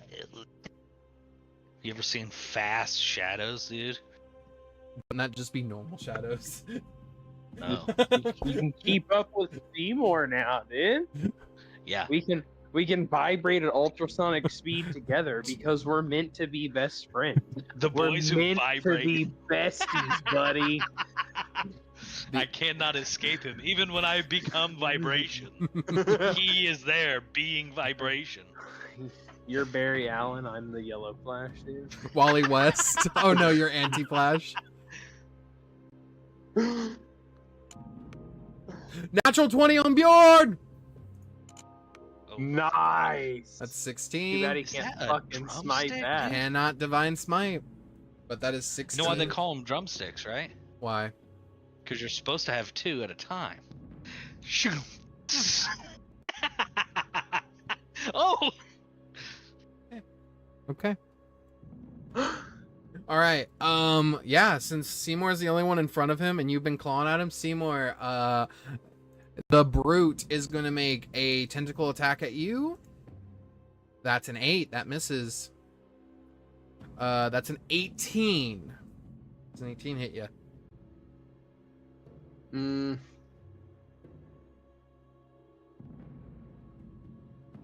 Yeah. That is 7 points of acid damage. Okay. And then for my final attack, I'm going to bite you. That's 23 to hit. Okay, hold on. Yep. First, I have to roll my con save on. Haste. Yep. 24. Yep, you save.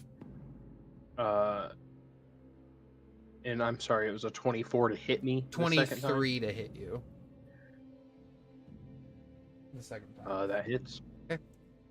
He bites into your arm, and you take 15 points of poison damage. Okay. Okay. And then could you please make me a Constitution saving throw? And then Rook, it will be your turn. For the poison or for my spell?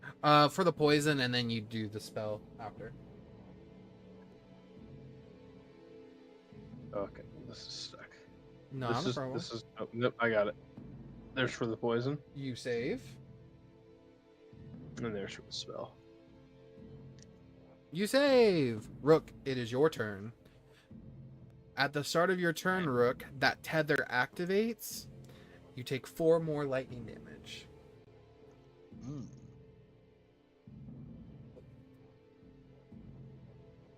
Okay, and because he's tethered to me, he will take 8 fire damage.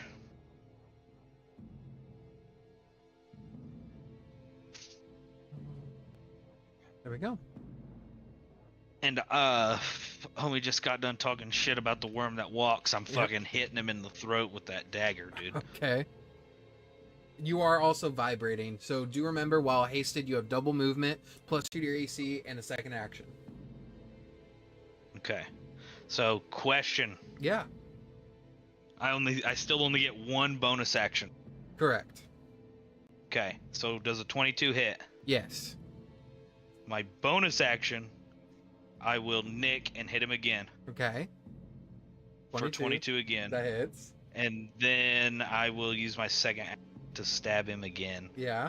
for a 16. 16. Just hits. Yes, baby! Okay. Now, I think I'm going to roll this to where it doesn't just roll my... All of them? Yeah. Okay. So, my dagger is 1d4 plus 8, Yeah. and then the dagger deals 1d4 piercing plus 1d8. Psychic. Oh, the 1d8 is the psychic damage. Yes. Okay. Or, okay, is it 1d4 plus 8 piercing and then plus 1d8 of psychic?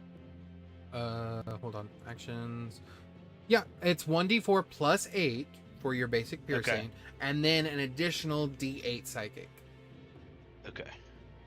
The psychic we know is immune, so I'm going to leave it alone. Okay. So I automatically have 24 points of damage just from my plus 8 coming at him. Yep. Plus 6, so we're 30. Yep. And each of those I am going to life steal. So does all of the piercing, all of that damage that I just dealt, does that hit him fully? The 30. It does hit him, but I will mention where it says Echo Thief, it does say once per short rest. I can change it to be once per turn. Oh. But Okay, hold on. So if you want to still lifesteal, you can definitely choose one of the attacks, and I'll let you choose the one that does the most damage, so the 4 plus 8 one, and you can restore that much health if you would like. Okay. No, I don't want to break the item. So I can do one of those skills per short rest. Yes. Okay.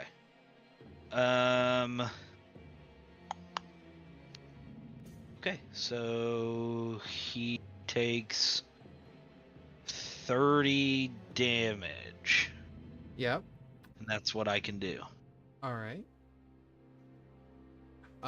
I Good do shit, I dude. do want to point out it does do another effect that you haven't been doing on your blade, right below where it says 1d8 psychic damage. If you click on it and you read Mirror Blade, oh, it does say on critical hit. I apologize. On crit, That's true. My bad. That's on me. I thought I said on attack roll. That's right. So 30 damage. That hits pretty hefty.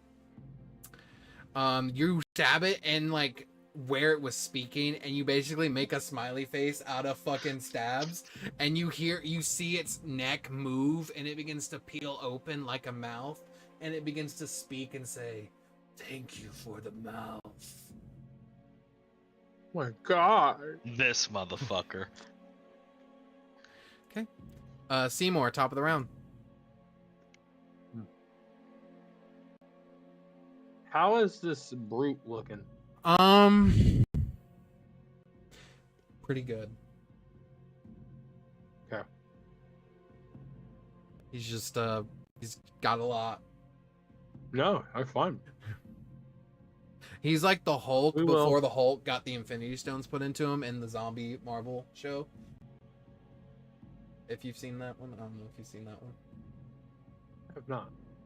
They released like a 4 or 5 episode Marvel Zombies on Disney Plus. We will. I might watch it. That actually sounds pretty decent. We will bonus action Misty Step. Okay. Over here. You see him turn to you, and you see where you've clawed his face with charred electricity, and he just smiles and says, "I'm coming for you." And then with my 2 actions, we're gonna try and hit the Weatherkin Brood. Go ahead.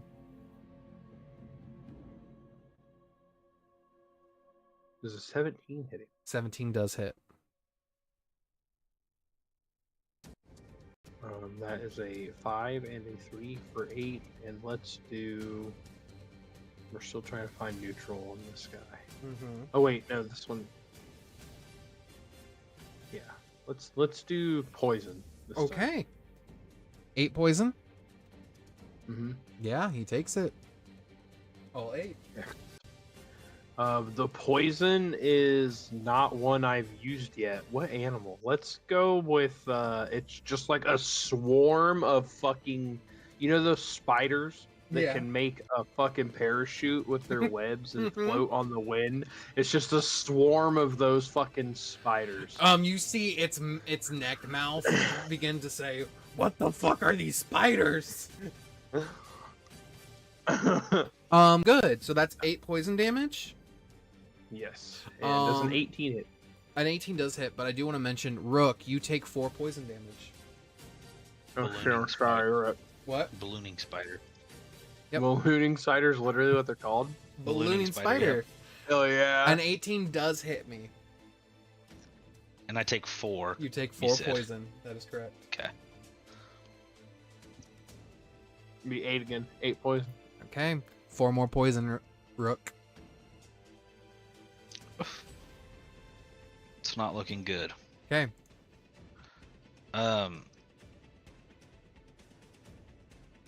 Yeah, it's not looking good. Okay. At your turn, Seymour. Yes. Okay. Up is my turn. The Weatherkin Brood looks at you, Rook, and it's gonna say, "You had a chance to surrender, but now we kill you, so you can wake the others." And it's going to do just a crackling strike against you. That will be plus my modifier is a 25. And I get a +2 to my AC. That is correct. Okay, that hits Okay. me. With the 5 from Gideon too? Yeah, with the Where's 5 that from gone? Gideon. No, it's there until the end of Gideon's next turn, so it would be this upcoming turn. So you have So 5. you have a +7 You have to a whatever +7. the number says. Oh, then no, that does not hit me. You see it gets deflected once, and he tries to hit you again. This is a 26. Does a 26 pierce that bubble?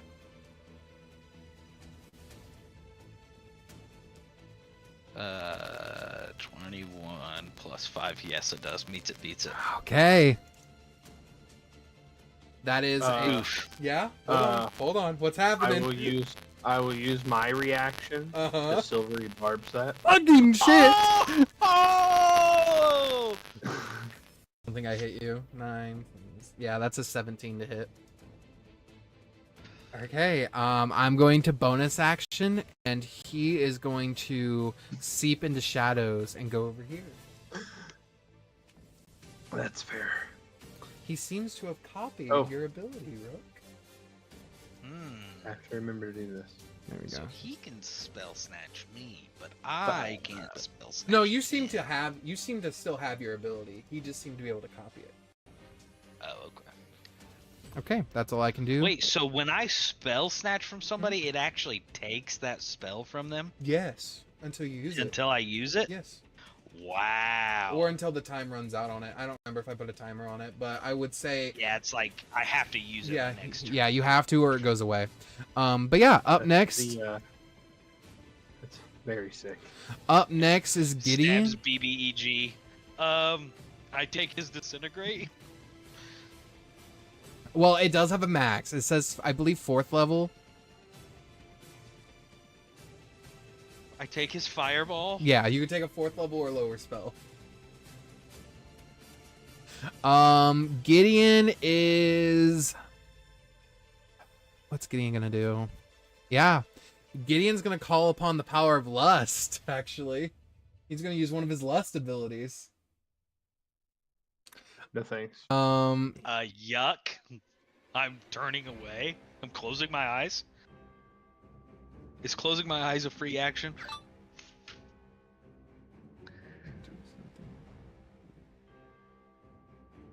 Okay, Gideon is gonna look at the Weatherkin Brood, and he is going to do, they did it, I want it, is his ability. And he is, I like that. he is going to have to roll a, it's an intelligence save. And he needs to beat my CR plus 5. Let me see what my CR is. Okay, it's my CR. So, okay. So my CR...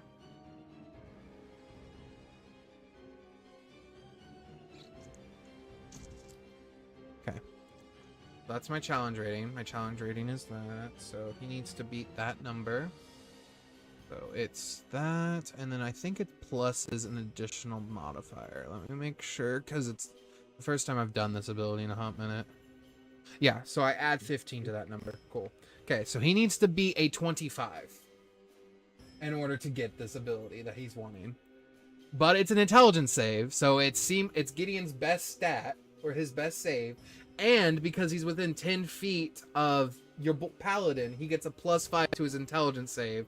So right now, Gideon gets a plus 13 to his intelligence save. Jesus Christ. So he needs to get a 25. He needs to get a 12 or lower, a 12 or higher on the dice. I believe in him.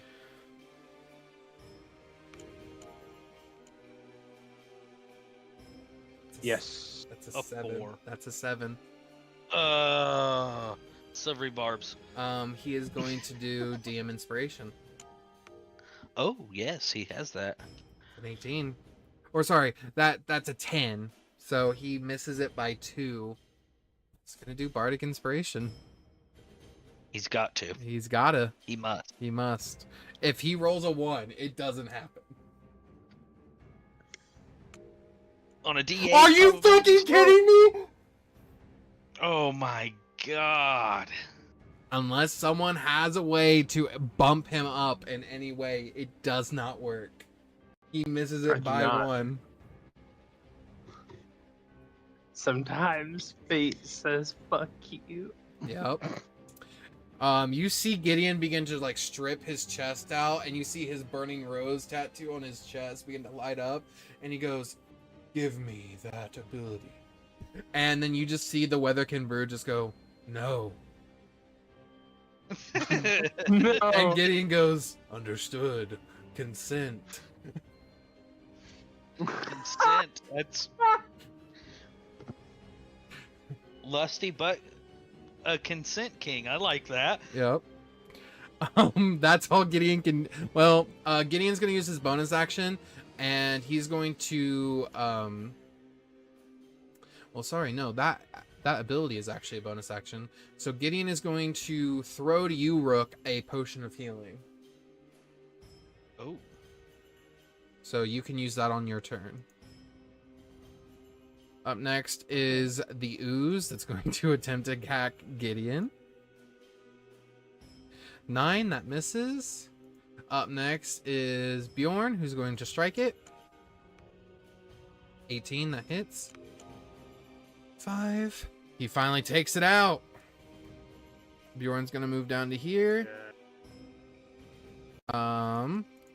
This brute, Bjorn's going to attack this brute because he still has a second attack. Dirty 20 hits. 7 damage. There we go. Up next is the brute. The brute is going to charge at Simour. Okay. Hey, buddy, that's rude. Simour, I need you to make a strength save. Bjorn does get a free hit on him, though. That's a natural 1, so Bjorn misses.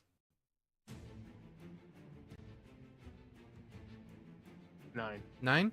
Simour, you get plowed and thrown off to the side, knocked prone. You do take bludgeoning damage. You take 10 points of bludgeoning damage from the charge. Ow.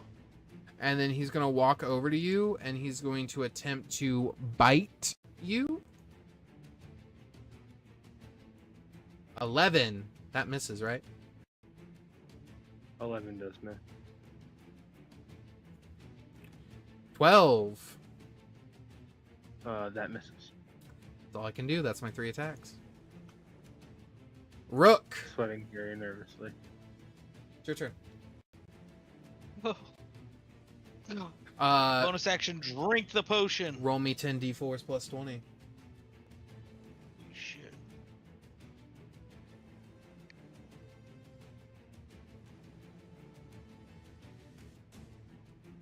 45? Yeah. I can see. The rain is gone. I can fight! Wonderful. Give me just a second. Oh no. There we go. As you heal, so do I. Thank you. You're welcome. Still your turn though. Um, You are still hasted, so you still have double movement speed and 2 actions. Oh fuck yeah. Fucking meow. Stabbity. Okay, go ahead. That hits. Stabbity. Ooh! That's a miss, and by a natural 1 amount. We'll get to that in a second. Why don't you roll your damage first on one that hits? Dude, I'm greedy. I should be able to, like, take a point of exhaustion and You want to? swap a nat 1 for a nat 20 at the cost of a point of exhaustion. I will not let you do that, but I will let you at the point of exhaustion freely reroll. To freely reroll. Mm-hmm. I will not Freely, guarantee you a yeah, D20 nat 20 roll. Just one time per week? No, because rogues get that ability at level 20, so you don't need 2 of them. Oh, I didn't know that. Yeah. Rogues just get that ability at level 20, and it's for free. That's pretty It's cool. their capstone. Yeah. And it's once per long rest. Yes. Ooh. Yeah. Yeah. Clerics Okay, over I'll be here like exhausted. clerics over here going like, "Hey God, can you do something?" Whereas fucking rogues are just like, "I did it." 16, and 16 I take hits. my exhaustion. Yes, you do.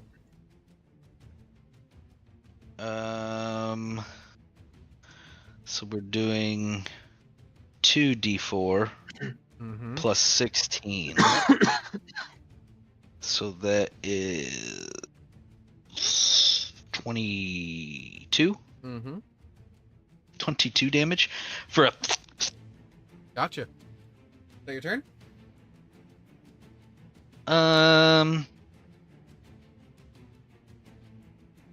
Bonus bonus action.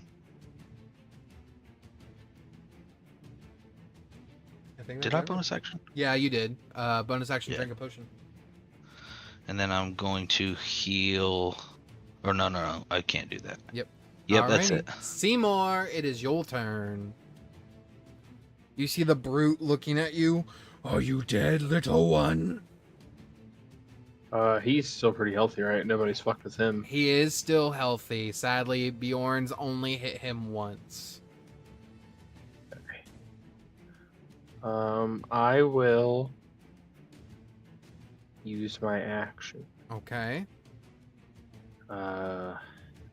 To try and Sorcerer's Burst that guy. Go ahead.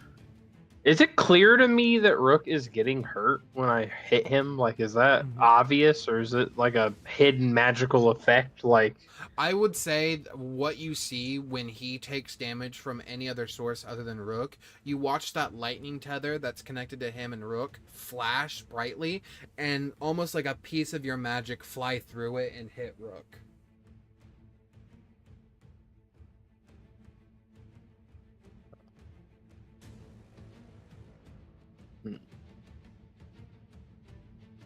okay, well, then I will at will become greaterly invisible because of the Wand of the Weaver. Yep. And then I will, with my 2 actions, make attacks at advantage on the fat boy. Go ahead. You hear in your head, let's kill him. Let's kill him. Does a 17 and 18 hit him? 18 is the AC. Okay. But you do hear those voices in your head. You want some help? I'll help you kill him. No, that's okay. Fucking kill him. He's hurt us so bad. That'll be 10. Okay. We'll keep it lightning for now. Okay. Yep. And you are And invisible. then with I will then expend my last 2 sorcery points to bonus action 3rd level cast to cure wounds on myself. Actually, I'll just do 2nd level. Cure wounds is nuts. As you begin to channel this spell, I will give you an option.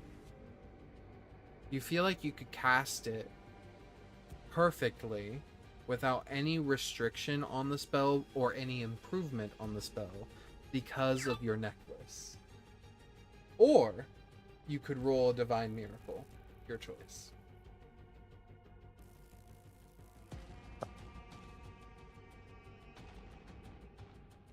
Boy. The strength of pure weave is at your fingertips. It's your choice. You can either Sure. roll a miracle and Nah, use, or we're just gonna roll guarantee for it. Okay. I'm concerned about using up. Okay. Go Uh, ahead and roll me a charisma saving throw. The DC is 15 plus the spell's level. There we go. So 17 total. So 24 There we is go. the. That is actually fucking beautiful. Hold on. So go ahead and heal yourself. Go ahead and heal yourself. You get good things. You get good things. It'd be 4d8 plus 5. Yep. Oh my goodness! Oh. God damn! You really Okay. needed that. Yeah, I did. I was at 5 HP. Dude, same. It's crazy out here, brother. It's crazy out here for a homie. Okay, do you need me to? Do I have to? Am I rolling? You will. I have to pull it up real quick. There it is. Divine spell list. You did not get a natural 20, but you did succeed by more. Hey, don't lick. Quit yelling at me, Dodger.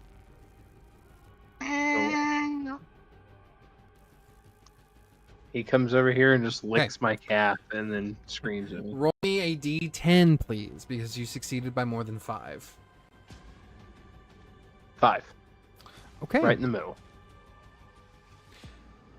You watch as the veil between realms splits in front of you, and you see a hand come out and press against your chest.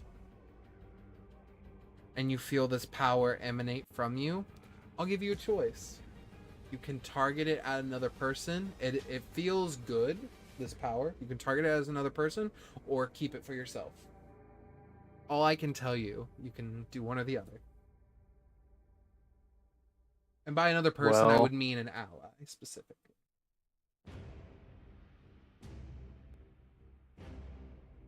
The thing to do would be to send it to Rook, but I also know that he's tethered up to Homeboy. Mhm.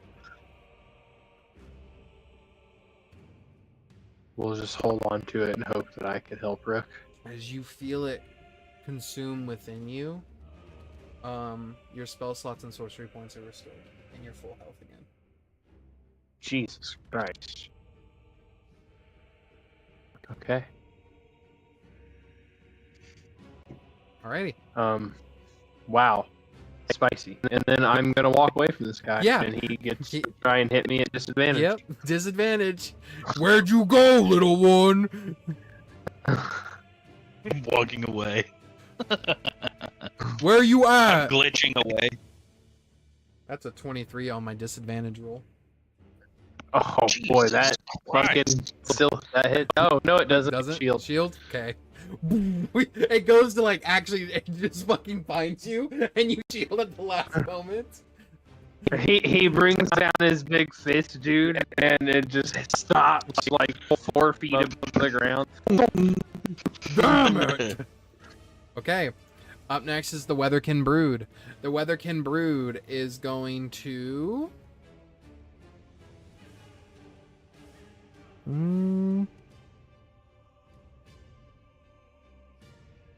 Yeah, it's going to target Rook. Rook, can you please make me a charisma saving throw?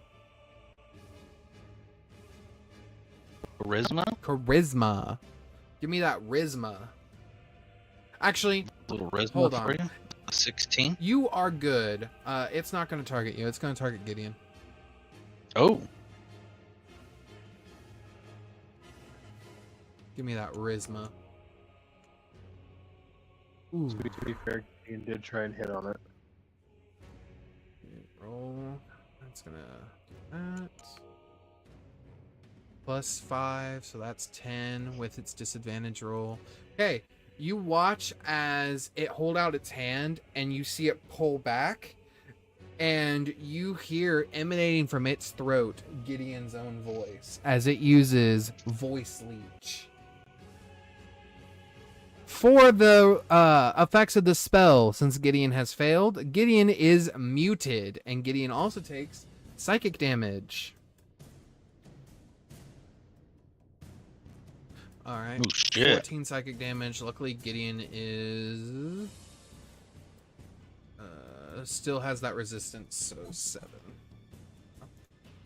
There we go. Okay. So Gideon, for all intents and purposes, cannot cast spells with a verbal component right now. Yeah, dude. That's not a problem for a wizard with a gun, though! Gideon pulls out his gun, and you see him mouth the words to Bjorn, and he's gonna fire. That's a 19 to hit. That's 25 on the brute. That's 8 damage. Nice. Go. Up next is Bjorn. Bjorn's gonna rush over to the brute, and he's gonna make 2 swings against the brute. That's a nat 20. Oh, Very nice. That's a second 19. one tonight, dude. Yeah. Damn. So that's max damage on the first roll, and then this will be the crit roll. Well, whatever. That's 6 plus 8. Alright. So 13, and then 14. Okay. Up next is the brute. The brute's gonna turn around and it's gonna beat, or at least try to beat, the ever-loving ass out of Bjorn. 14. Oh, not his ass. Don't beat his Beat his ass, ass out. bro. God damn, in front of everybody. 21 hits. He's gonna then do How his big that brute is. Dude. 10 Beat the damage. fuck out of that ass. He It's actually like has the video of resistance. Black Widow in the Hulk. You watch as Bjorn dodges 2 strikes, and then he goes down for the third one and just bites a chunk out of Bjorn's muscles. Jesus! Fuck. That didn't look good, Bjorn. Bjorn just gives you a That's- sideways grin and says, "Barely felt it." It's definitely infected. Rook, it is your turn. That's an Immediately infected. Paladins are immune to disease and poison, or immune to disease. Sorry. That's actually a thing. That is a That's thing. just a thing Well, that paladins are immune to. that's So good. cool. Even paladins who are icky like him? Yeah. Okay. All We're paladins. working on that. All paladins are immune to Um, disease. Just like how Let me all get that guy monks, with just how the- like all monks are eventually immune to all poison. I'm Get still you- hasted. You are still hasted. Oh. Actually, let me roll my con save on Gideon. I apologize because he did take damage. He does have advantage, so give me a second. Yeah, you're still hasted. I make it. Okay. Stabity. That hits. Stabity. That hits. You doing the third one? Stabity. That just hits. Roll your damage. Hmm.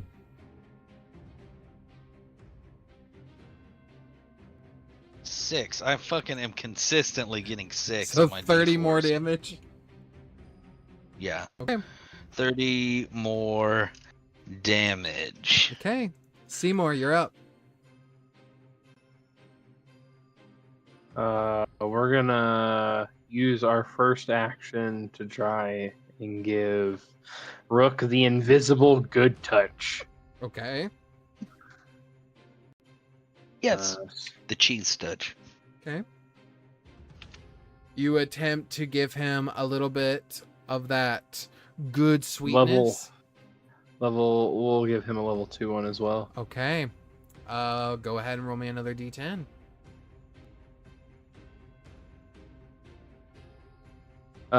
Q, roll 4d8 plus 5 and heal that much. I got 5 again. It is a different one each time because it wouldn't be nice if it was the same one. No, absolutely. Okay. So this one, 17 plus 5. I am full health. I don't know how Rook's gonna like this one. But it's gonna Oh, be sorry, funny. buddy. Rook gets Divine Grace. Oh, Oh no. your internet's pooping. Hold on. Oh, it is? Yep, you're back. You're Okay. back. Okay, cool. Sorry. Guess what? No, it's not And your he fault, gets divine So Rook gets. divine grace. Oh. Rook, for the time being 1 minute, you gain angelic spectral wings that gives you 60 fly speed. Your attacks, melee specifically, you deal an additional radiant damage equal to the bonus damage you deal with the weapon. So your +8, you deal an additional +8 radiant. We're not done. You also gain temporary hit points each turn equal to your wisdom modifier. Okay. So if it's 0, then you gain 0. Okay. But if it's 2. If it's 2, then you gain 2 per turn. They do not stack. I walk up behind you invisibly and whisper in your ear, "I got you," and just caress your face. And you And look sprout up angelic wings. and you see a Under my feet. halo appear above your head. And I feel the wings. Yeah, they lift you off the ground. Oh, fuck. Man, This I is wish I could blasphemous. control when this shit happens. That's cool as fuck. That's in character. yeah, says the DM. Okay. How much did you Hey, heal? don't It was let- 17 plus what? 5. 5? You heal? Yeah. It felt like it had to happen, There unfortunately. you go. And then, Mm-hmm. with my action, Yep. my second action. Mm-hmm. Now that I'm right here, I guess we have to claw him too, with advantage because I'm invisible. Yeah, Does 18 hit him? an 18 does hit. We will do acid, so he'll take 10, Okay. which means Rook will take some damage. Rook I will know, take 5. but we gotta kill him sooner or later. Yep. And then I will. I just want you to know how pissed Bjorn is right now. He is so fucking mad. I will Halo, dude. Somebody has to do a painting of this. expend 2 sorcery points. Yep. To quicken spell. Mm-hmm.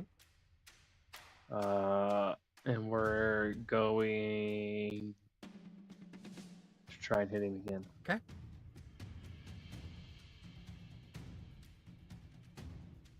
Yes, that hits. Okay. But when I quicken spell, we will use the other half of the feature this time. Yep. And I will roll 1d4 for a 4 plus 5, and Rook will gain 9 temporary hit points. Wonderful. So Rook, Uh, you gain 9 and then immediately subtract 4. but we more than broke even this time, baby. We're making progress. He's finally on the downward slope. All right, it is my turn. I now. might have to let him just knock your ass out next time. I can't lie to you. Just Yeah, that's strategically, like. Okay, That's fine. Nick, it is my turn. The Weatherkin Brood is going to hold out its hand, and it's going to send out toward its left hand. You watch as its arms expand outward, and you see like these slits down its arms begin to appear, and what looks like worms begin to sort of like flow around it, and sort of this circle around it. And as soon as they spread out and just barely tap your skin, I need you both to make me dexterity saving throws, please.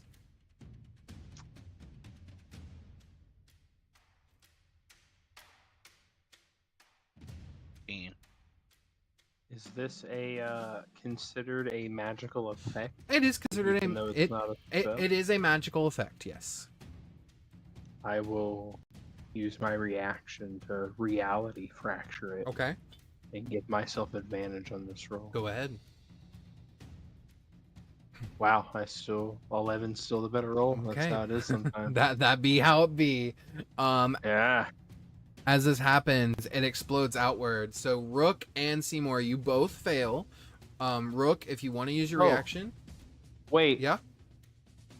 We both have advantage anyway Because because of we're haste. hasted. Okay. Yeah, Rook, go ahead and Yeah. roll again, and then Seymour, if you want to roll again because of haste, I- you can. Nah, I mean, nah. Sadly, Rook, that does not cut it. That does not cut it either. I'm just gonna take my use of my thing back. The dices do not like you guys. Hey, no, dude. Sometimes that's how it is. I mean, that's part of the game. But Rook, if you want to evasion, you can. Just let me know if you do it. Yeah, So uncanny dodge. I will be doing it. okay. You both take before evasion. It would be 13 force damage as the worms just explode around him. What the fuck is going on? He releases some exploding worms. no, I think some weird shit's rolling. I take the 13. Oh, There you go. I got something on my space bar. Oh, It's just I see it rolling now. and I see rolling you and have like rolling. 35 dex saves. Okay, so that's 13. Rook, you take half because of your evasion skills, so you only take 6. okay. And then I will action attempt to lightning claw you. Me? Yes. So that's a miss. That's only 12 to hit. Second attack. Does a dirty 20 hit you? You no longer have the +6 from Gideon, but does a dirty 20 hit you? Rook. Do I still have the +2 from hasted? Yes. Then it does not. Okay. That is my action and bonus action. Yeah, that's all I can do. Gideon is up. Gideon's gonna pull out his Glock again. He's gonna fire. Gideon's got his Glock. Gideon Glock and Gringos. 11. He sadly misses this time. Ghetto Gatling. Gideon Guilliman Glockmeister. Oh wait. Gideon Guilliman Glockmeister Ghetto Gatton. Bjorn. Gringos. Bjorn, who was actively watching Rook become ascended, he is now going to attack twice. The brute. Rook is slowly floating up. That's another nat 20, and this man has not gotten anything from his god. He doesn't need to be talking to that motherfucker. So that's 11 for the crit, and then 7. So 11 and 7. So that's 18 more damage. There we go. Up next is the brute. The brute is now going to attack Bjorn. I remembered to roll my d20 Yeah. for healing Rook and rolled an 18, so I got that miracle for free, by the way. Hell yeah. Oh, that's just a miracle, huh? That one is a legitimate miracle. Wow. There we go. I So am become angel. all right, so 2 attacks do hit on Bjorn. 15 and 17 damage. So he takes half on the first one, so half on 15. So that is this. And then he takes 17. Yep, okay. Rook, you're up. Can we say for flavor as well, when this magic came over me, that all of my feathers bleached white, and I am now A dove? yeah, kind of. I will. mean, So here's what I want you to know. As all your feathers Okay. begin to bleach white, I'll say from the top of the head down to your shoulders, where they meet the wings, and the rest of your feathers stay black. You then see Okay. underneath the skin where the feathers are, you see the red dragon scales poking through the white. oh, fuck yeah. Let's get a chat GPT image of that, dude. Yeah. A dove, Yeah. raven, angel, dragon hybrid. Okay, this Ravenfolk man has dragon scales on his chest, angelic spectral wings. ChatGPT's like, I'm gonna use so much fucking water making this. Chat GPT's like racial slur. Oh god. Okay.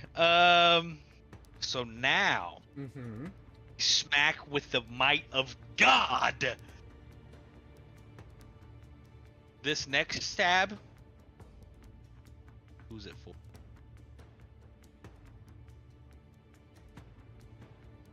This next stab is for the dragon guy. What's his name? I keep calling him the dragon guy, and I feel bad. You can just call him EO. EO? EO. Okay. Oh, yo. Yo. Ice, baby. Stabity? Mm-hmm. Hitch. Stabity? Hits. It just does not want to give it to me. Stabity. All 3 hit. So you're automatically dealing 24 piercing damage and an additional 24 radiant damage. Oh my god. 3 max damage hits. So you deal 60 So damage. 8 Dude. times 3. 60 Bro. damage total. So 24 Plus 24. 48 Plus 12. plus the 12. 60. 60 fucking damage. Dude, cooking 'em. God. Hey, you're not done yet. roll your sneak attack because you have an ally within 5 feet.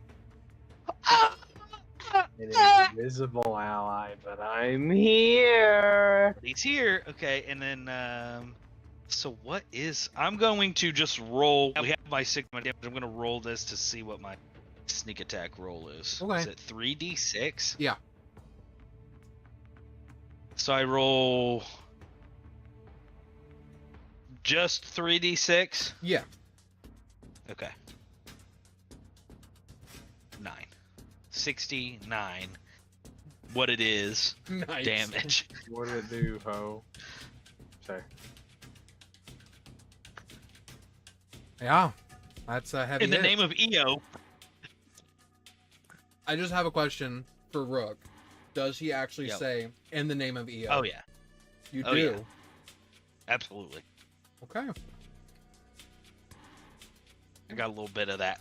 Never mind. I'm not going to say that out No, loud. I mean, here's what I'm going to say. I mean, I am going to say the EO thing out loud. What I wasn't going to say out loud was I got a little bit of that man in me, and I just realized. To be that fair, wasn't EO good. is a female dragon, but yes, That's a lady it dragon. is a lady dragon. All right. If you're screaming for EO, go Yeah, ahead and roll me a charisma. In the name of EO. Roll me a charisma saving throw.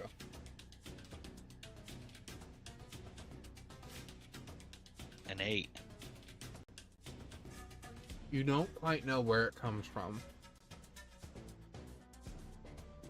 or how it even happened.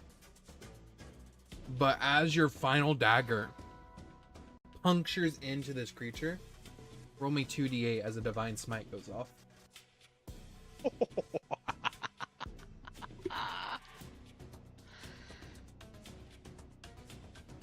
13 damage. Okay. Yeah. Heavy hits. Okay. Start your turn. 82 damage. Yes. Mm-hmm. 82 damage in That's crazy, brother. the hasted boy. No, that is not my turn. Okay. What are you doing? I'm gonna float up 5 feet to stay within range, Mm-hmm. and then float back down 5 feet. Okay. I'm taunting Bjorn.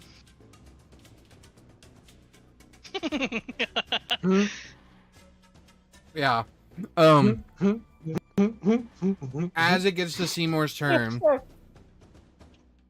you watch as this creature spasms out, almost like it's glitching in and out. Sparks of electricity shoot out, and you watch as it eviscerates itself, and you hear, "We are not done. We are legion." And that was its legendary action.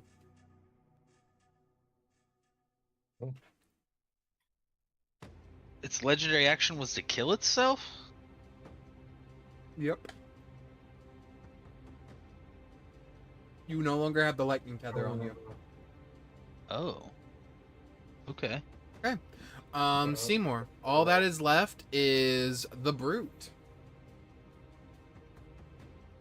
I will wing a couple of sorcerers burst at him from over here. Okay.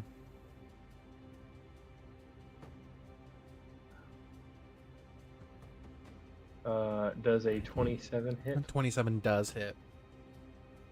Okay. That'll be 11 lightning damage. Okay. And then for the second one, I'll roll just with advantage this time. It's 25. Yes. Aha, it's happening. It's finally happening. It's happening. Okay, It's happening. That triggers both Sorcerer's Burst and the staff. Yep. So I roll 2 more d8s. Mm-hmm. One of those is an 8, so that'll trigger the staff Again. and Sorcerer's Burst.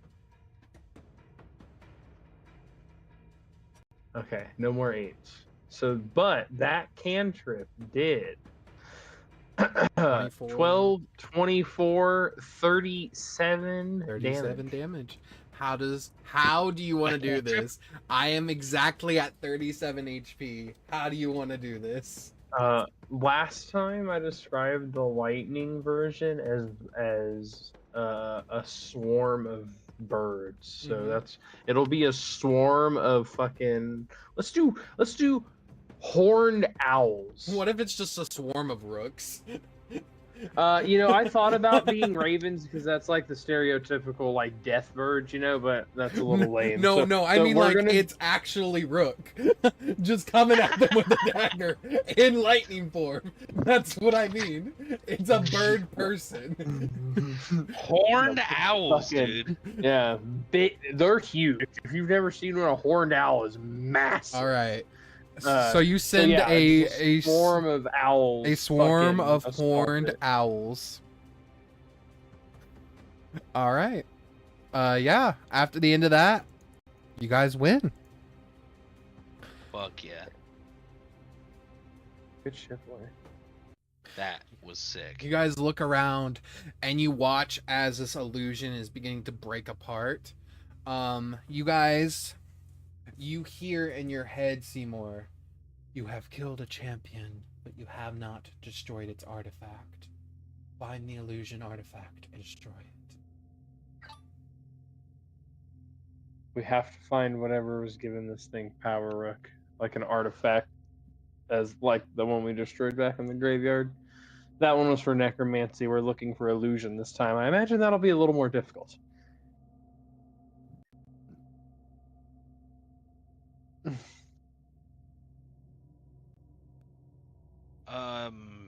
And it should be here? We're assuming it's in this weird forest?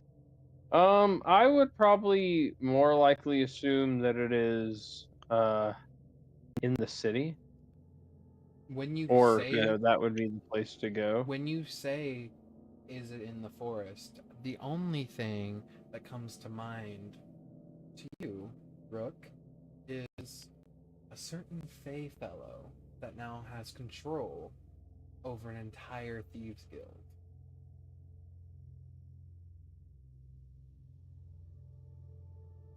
Oh.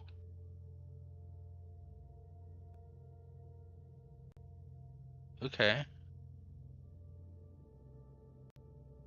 Do you say anything about that Yeah. out loud? Oh yeah, yeah. I would say yeah. You want to talk to him? I mean, yeah. I think if I will pull his little hair off of my arm.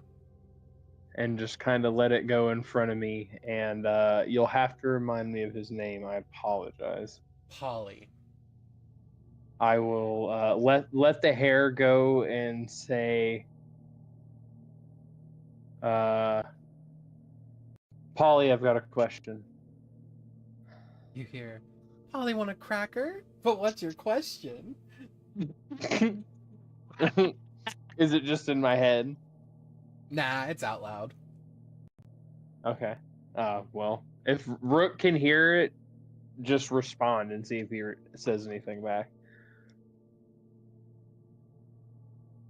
And if not, I will bridge the gap if I have to. Okay, so I'm asking him about the whatever you want to talk to him about. Okay. Yeah, I'll ask him. Okay. What are you asking? Are you asking him about the illusion artifact? Yeah. Would it be here? Would it be there? Or would it be here being the forest, there being in the city? And I haven't seen this before, right? This is a new guy. Polly? No, this is the guy from your town, your hometown. From your hometown. That let you guys leave. You may not remember him. Oh, yeah. Because your he gave me your hometown's in he the gave forest. me a hookup. Yeah. Yeah. Okay. I be collecting little shit from people, dude. Right. You never know what I got on me. All right. Yeah. 1 second. Your boy stays strapped, dude. Who you want to talk to? You want a god? You want a fey trickster? Simour's got the line because everybody loves Simour, bro. How do you not? Yeah. And you're one of those homies where it's like, hey, you're not supposed to do that. You The other guys I've seen of you are not supposed to do that, so you're extra cool. Yeah, exactly. What do you mean you can use your noodle, bro? What the fuck? And I'm gonna accidentally say we called him his correct name, which is Tolly. I apologize. There it is.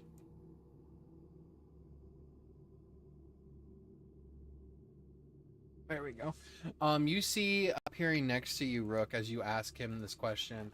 Oh, interesting. One of us now has the ability to fly, I see. Just for a minute. It'll probably go away. The miracles Mm. usually go away. Ah. Actually, wait. Holy shit, Rook. That owlbear's still walking around somewhere, buddy. What owlbear? um, What owlbear? oh shit! Oh no! Hey, also, while I'm imbued with all this power, Mhm. I would like to try to channel some of this divinity power into the whispers and see if they can sort themselves out. Get their messages where they need to go. You okay? You want to attempt to do this? I need you to roll me a Yeah. charisma save. Okay. We'll say Bjorn has made his way over, so you get that +5 bonus. Okay, dirty 20. Okay.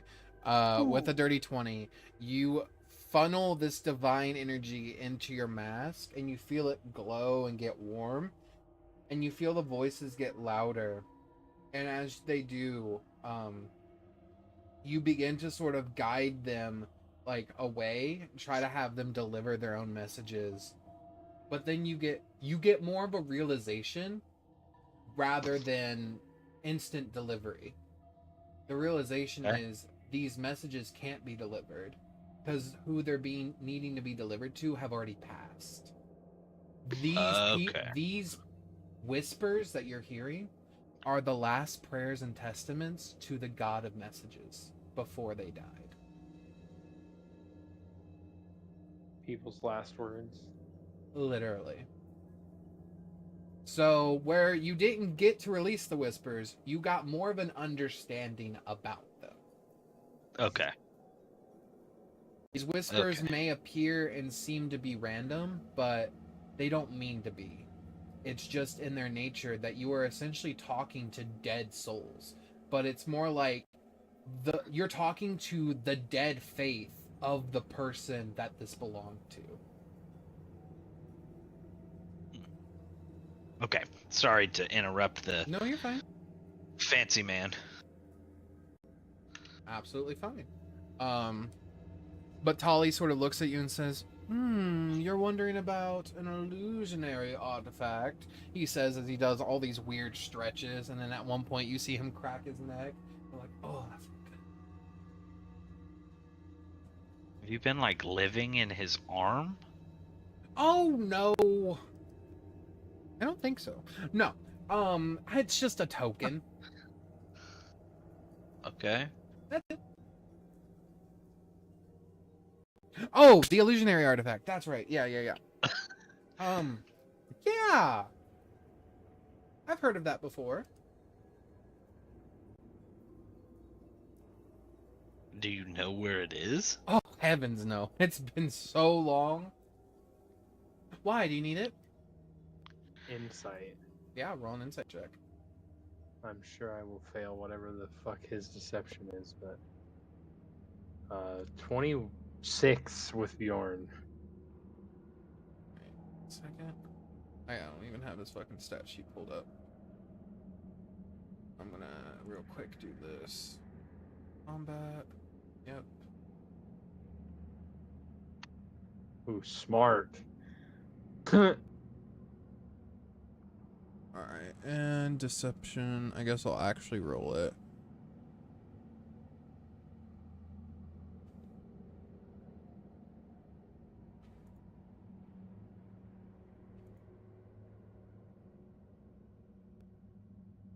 It's a natural one. Yeah, it's a natural one.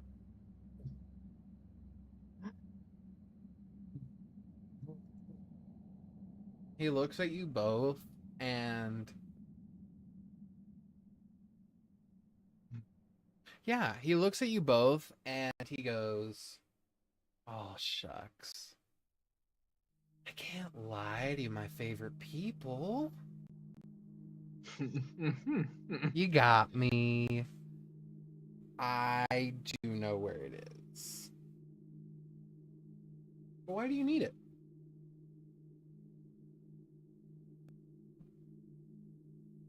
Stop the weed from getting destroyed.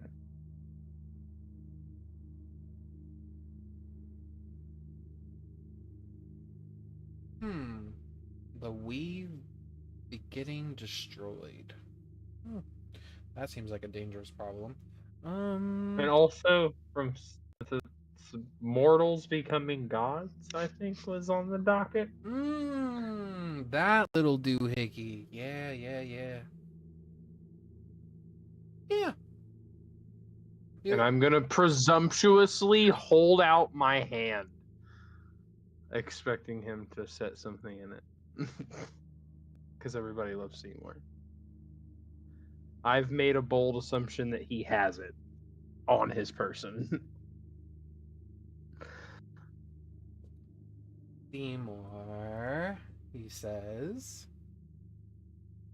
"Are you guys looking for this thing?" And he kind of untucks his shirt and like makes sure you guys can see his like chest region, and then pulls out this like little tiny like spiral glass.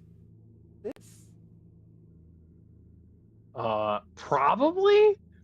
I'll have you know, I only found it, to be perfectly frank. And that is the truth. Can we have it? What do I get? You can have my wings, my angel wings. Those gaudy things? No thanks. Are you not wanting your wings? They seem to be a tinge on the possible permanent side. They're permanent? Possibly. Yeah, that's what I was saying about the owlbear. You see, I accidentally gave an owlbear some sentience right outside the city. You gave Gil his knowledge. Yeah, that was my bad. I You didn't guys know should that's really what go was gonna talk to happen. Gil. Gil is a really cool owlbear. Dude, if I find him, I'm gonna say, hey, I assure you. Oh, he lives out in the mountain range along Neverwinter. What is going on here? I'll tell you. What? Okay, so, you see, an owlbear was attacking me, right? But the owlbear was clearly just upset because he was hurt. So I gave him, the little good touch under the chin stroke that gave you the wings. But it accidentally gave him a little bit more sentience than he's supposed to have. And he was talking to me a little bit when he left. Yeah, that's Gil. That's Gil, apparently. Gil the He didn't owlbear. have a name. Yeah, he gave himself a name. That is fair. Oh, but anyway, about this little doohickey. Yeah, if you want it, what am I gonna get? And I don't want your wings. And trust me, had those, don't want them again.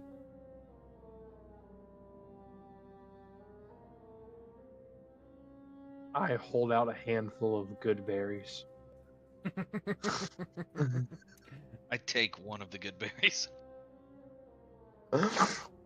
All right. That means there's 9 good berries. All right. I'm going to be honest with you all. I do like you all. I do like all of you. You're all pretty fun.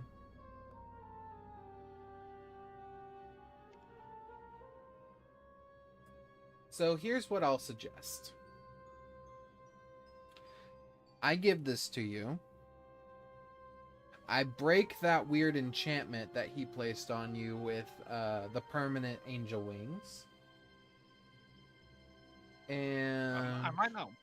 I are you don't necessarily want to part with them. Are you sure? I Careful just now. thought maybe they had more buying power. I do want you to be careful, my favorite thief. You will be wanted. And very Why? much. You're literally walking around with angel wings during a time where there are no gods or angels.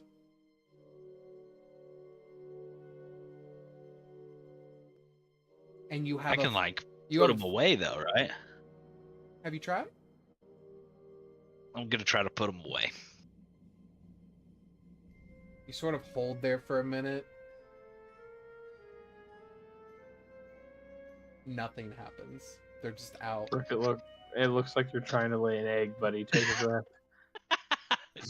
Here, I have Miralax. Not a sponsor. Okay. Not sponsored. Not sponsored. Do you have hard poops? Homie goes doesn't? This is America. into An ad read. An a ad read. YouTube ad read in the middle of us talking. Yeah. Hey, Faith's got to make their money somehow. I bet you're all wondering fresh.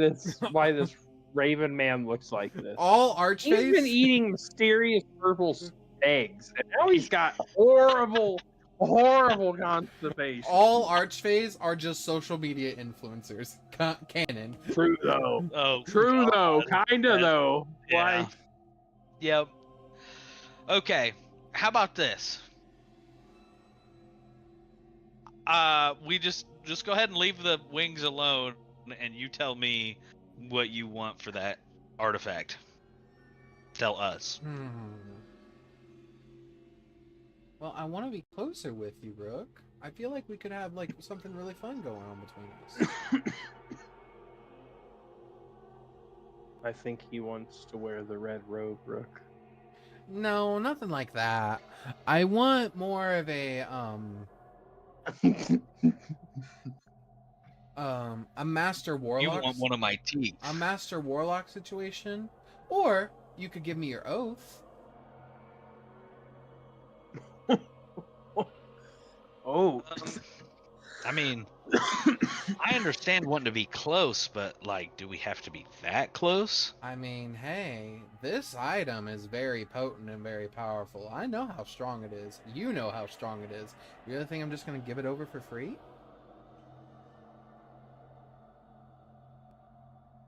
I guess not.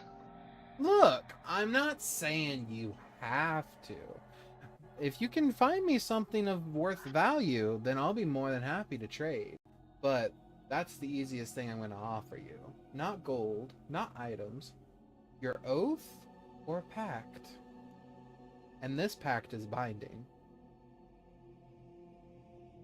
You see him pull out like a shaker, and he begins to shake, and then like a martini glass appears, and he pours himself a martini. Look, if you don't want to give me your oath or pact, you could always worship me. I told you he wanted you to wear the red robe. You see him flick his hair back, and you see a red robe appear on him. I mean, I wear it pretty damn good. It's better than the hippo. And Everything that we found out about this guy, he's more of just like a trickster and everything else. He's not necessarily a bad guy, right? Correct. He was never a bad guy. When he revealed what his true name was, those of you that rolled high enough to figure out what he was, figured out he used to be a true neutral god. But he is literally just a fucking fae. He has fully chaos. stated that he has abstained from the title of godhood, so he is just a very, very, very powerful archfey. How about this? You like getting close with people and you like talking. I love What if Don't you? What if I set up a potentially very interesting chit chat with a very potentially interesting someone? Give me their name. Not their real name, bro.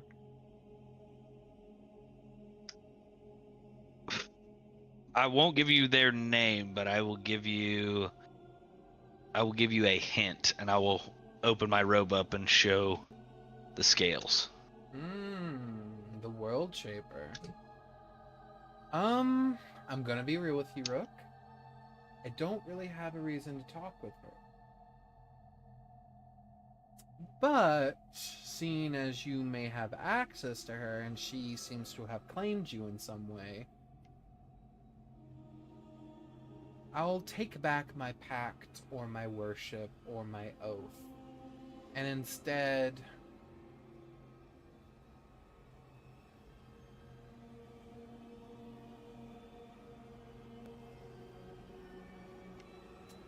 I want access, whenever I want, to an inventor. An inventor? Yes. Someone who invents things? Yes. So like, when we come across someone who is inventing things, we just pop you out and say, here's the guy? Well, you already have someone. He wants your mouse. Of course I'd give him back. It's just whenever I need him, I get it.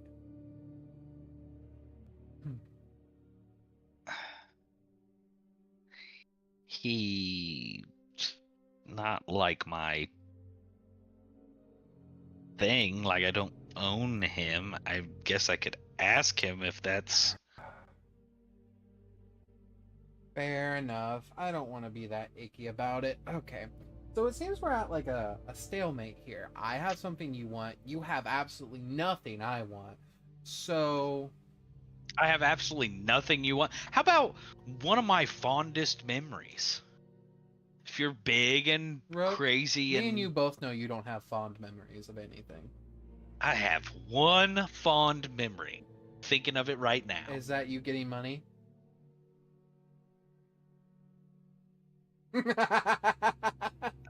I mean I mean it's my fondest memory. Okay. Fine. I have a proposition for you. And I feel like this is the fairest I can be. Because I'll be honest, I hate what I got myself into with your town. Here's my proposition. I give you this. But you, Rook, once you've done your grand quest, your grand adventure, you become the leader of the Black Talons, and I get to leave the Black Talons.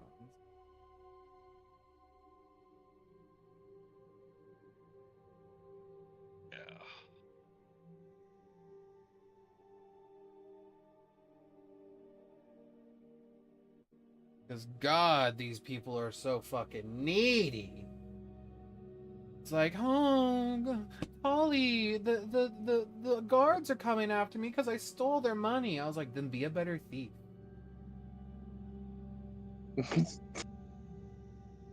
Oh. Okay. Be a better thief, he said. Like, honestly, if you're just gonna steal from nobles, make sure you don't get fucking caught. I mean, will that transition of power be easy? Oh, probably not, but that's not what I'm offering you. Okay. I promised this Okay. position to like 3 people, but no one has actually signed for it. They've all wanted it. They've all wanted it, and they said that they deserve it.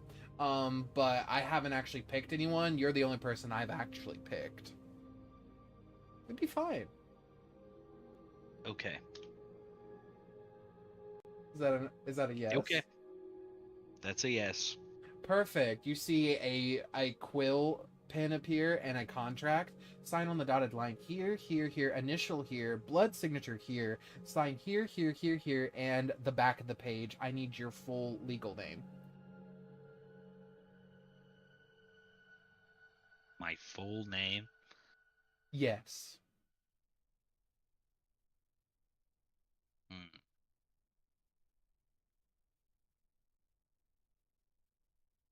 So if you're serious, please sign on the dotted line. Okay. Rook's gonna start doing, start slowly but surely going through all of the signatures. You see, each time you sign another line, he gets a little bit closer with the artifact toward you. Like he just moves his hand an inch while smiling the entire time.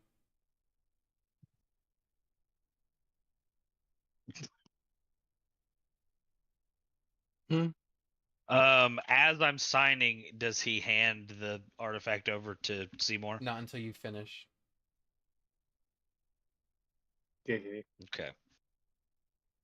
He turns the contract over for the final signature, and you begin to sign your full name.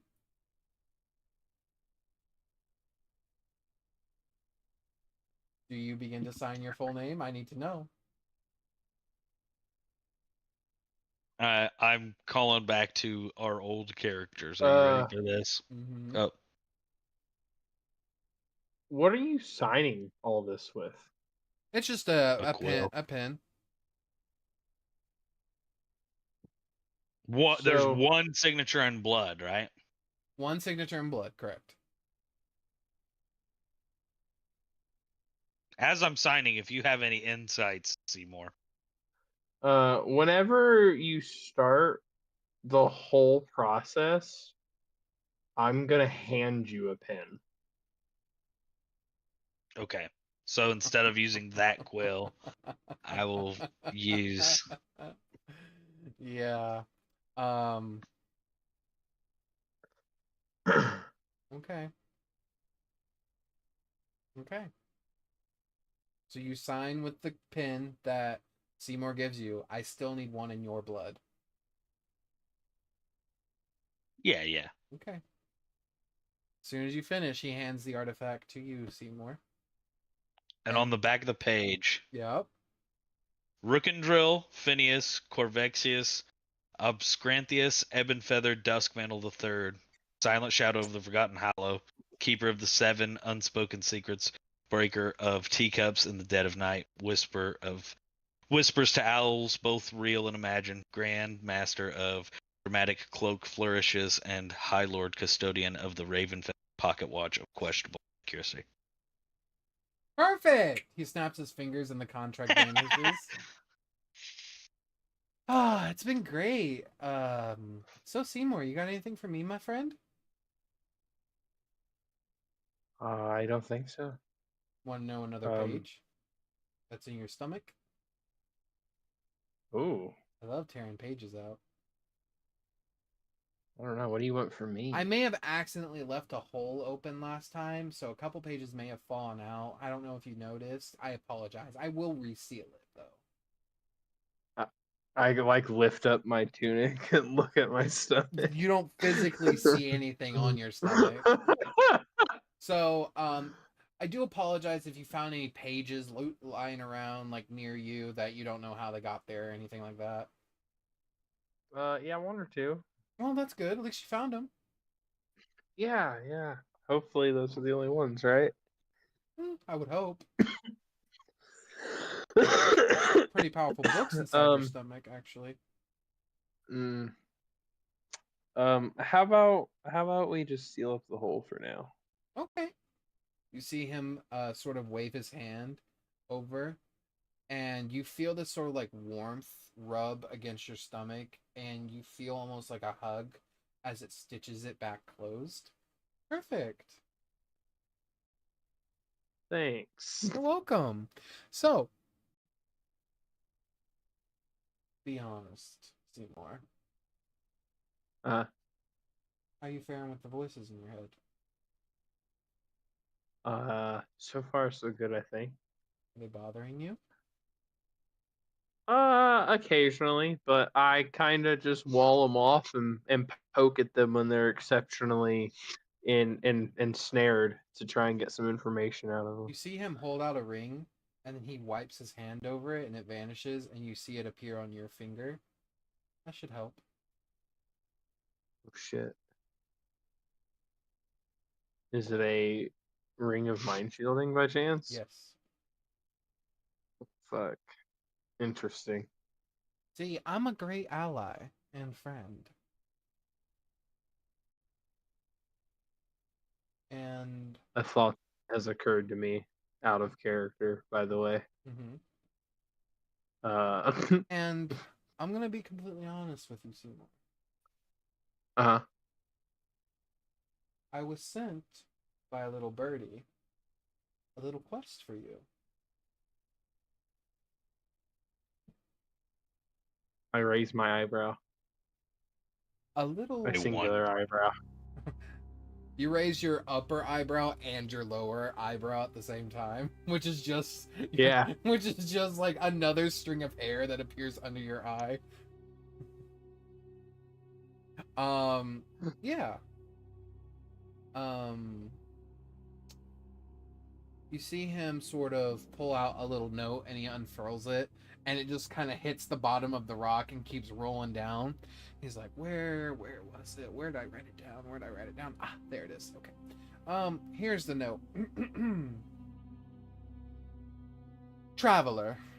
See, they like to do all the niceties title things, and I told them several times, don't call me that. I'm not that anymore. But she just won't leave it alone because she's all about the upper titles and stuff like that. Anyway, Traveler.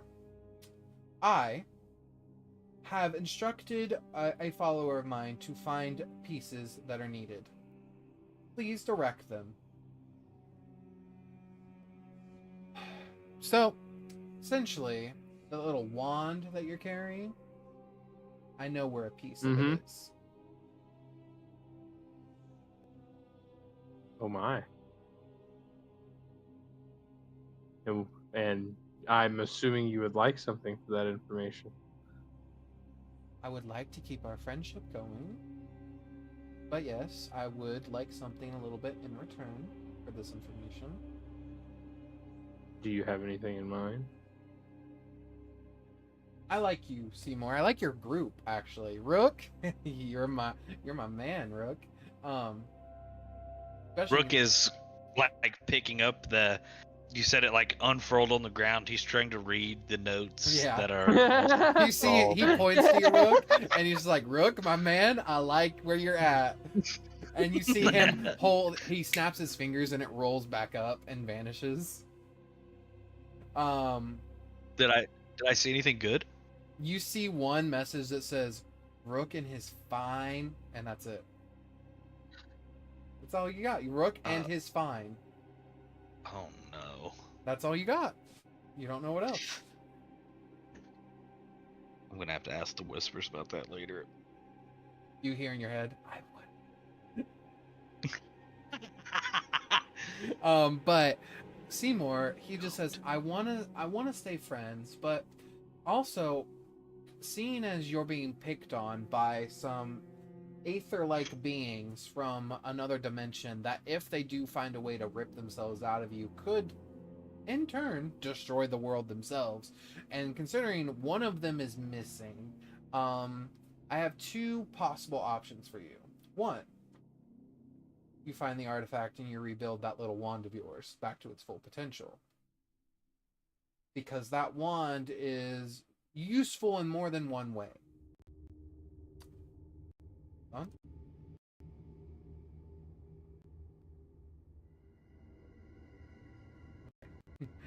Okay. That wand is useful in more than one way. Specifically, it is a key when fully built. It is a key to a prison.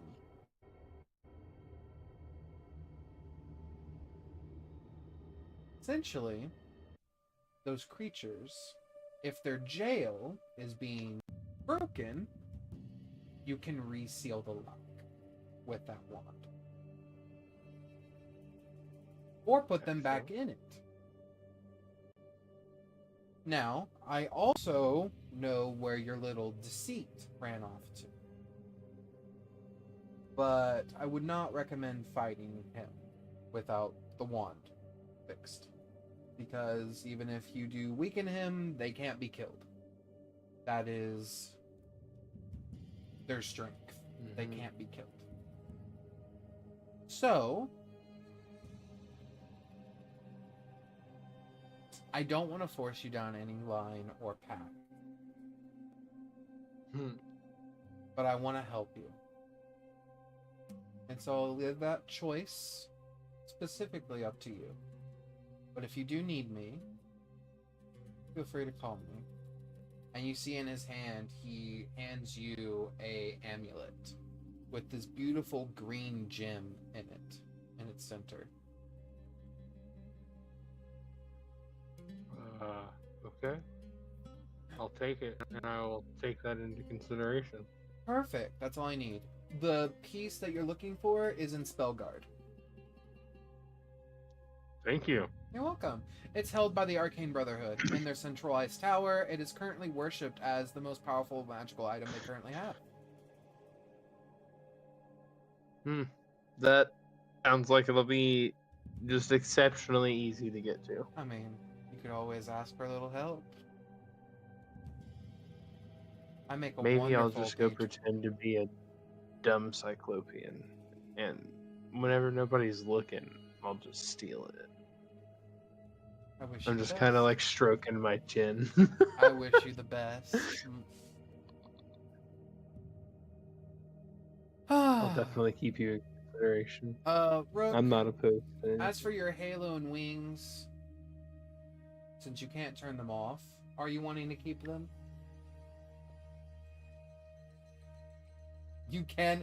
You have tried, and they will not turn off.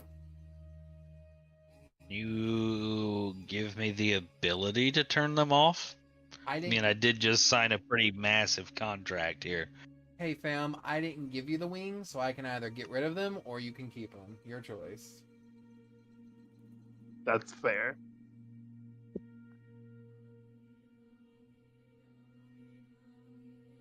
I'll keep them. Okay. You have this beautiful opalescent halo that is giving off 10 feet of bright light and then 5 extra feet of dim light. Oh, no, we can't have that. It's a halo of light, my dude. What did you think? You can't have there the someone light being hiding in a those light, bro. Is someone hiding in the You shadows know, over they're there? gonna be and like, it's is just that a standing fucking, in the corner? is that a fucking angel?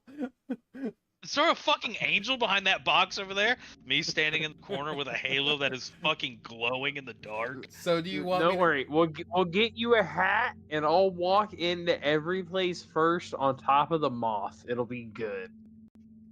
A hat.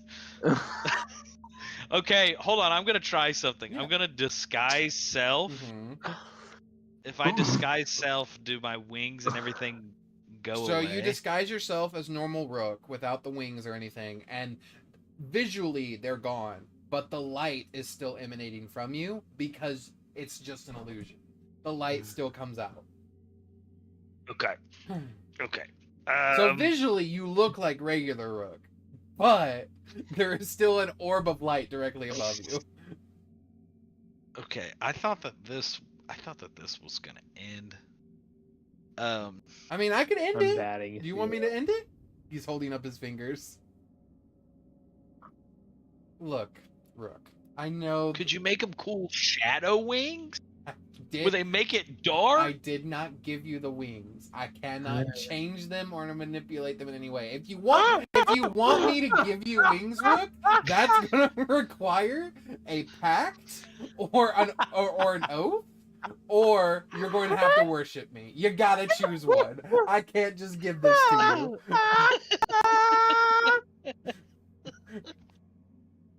That's not my whole life away.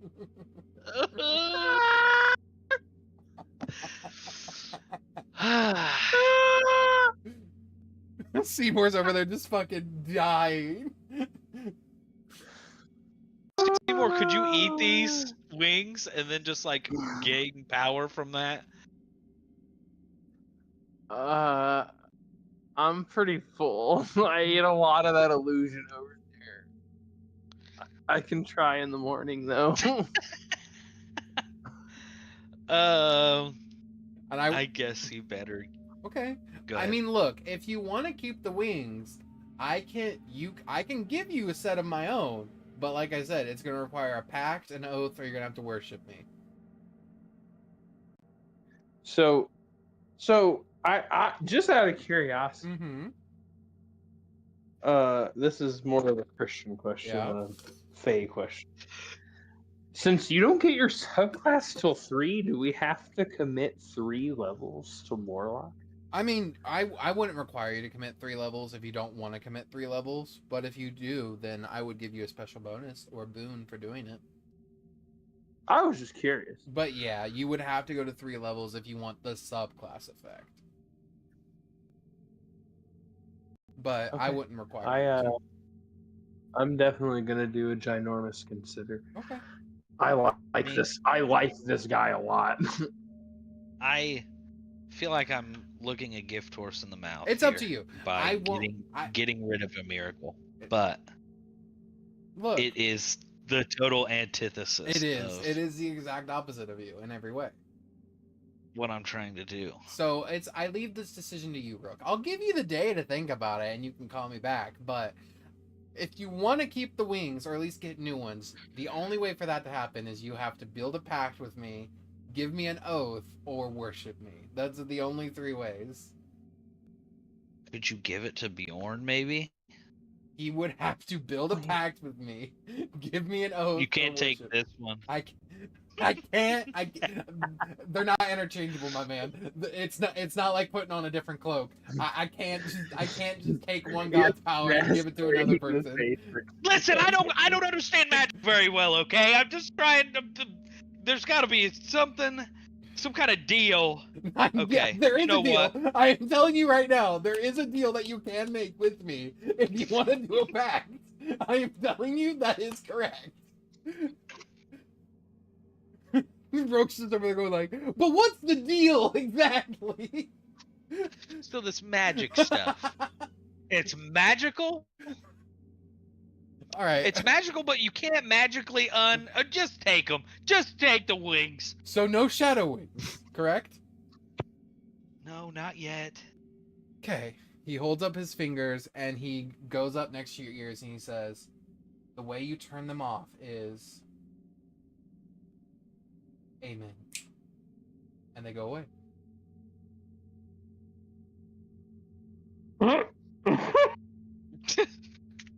Wait, so there was a way to turn them off? Oh yeah. But they're gone now. You never insight check me.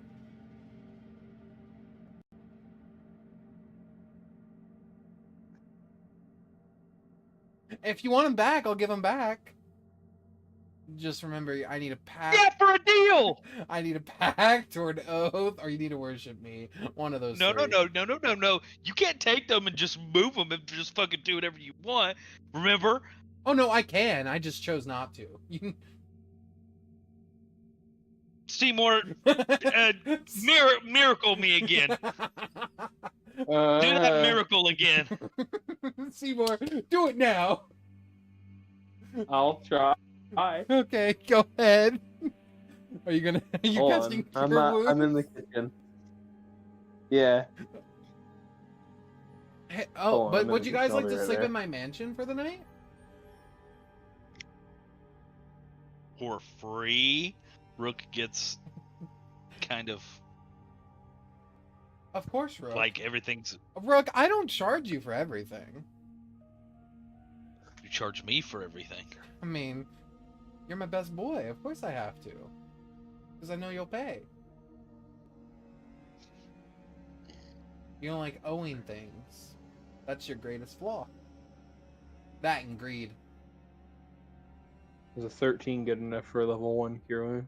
A level 1 cure wounds? No, that's a fail. Yes. Okay. No miracle, sorry, bud. I need you to roll a d10 though on the failure one. I told you I can't do it on command. 1. Oh no! You cast 1 and Rook.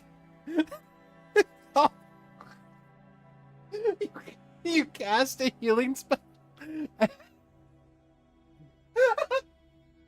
Rook, Oh, it's gonna hurt you. no, it doesn't hurt him, but until the start of your next long rest, Rook has access to no magic, and that includes from items. Oh no. Oh, Well, you don't like magic, right? That's kind of a miracle. hold on a second. Does this forcibly, like, it doesn't unattune me from anything, right? It doesn't unattune to you. It's just anything that would give you the ability to cast a spell or do magic. You just can't do it. Okay.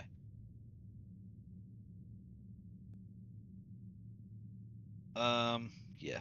Okay. Yeah, I'll stay in your castle, you It's a mansion. stinky, sneaky What was that? bastard. What was that? Say that again? I'm just upset, dude. Let's go to the mansion. All right, let's go to the mansion. You want to go to Dad's mansion? I'm excited to go to the mansion, dude. Dad's Everything has mansion. gone according to my plan. I mean, I don't know, like. Seymour could give a fuck less if I kept the wings or not. Yeah, I'm just out here giving shit in unnatural intelligence and wings. I don't give a fuck. I'm just trying to keep people alive. What happens, happens. That's out of my hands. All right, as you guys step through the door, here's the mansion. I like this mansion. That's why I keep using it. Oh, this one is super good, though. Yeah, I know. Yeah. It's a good mansion map.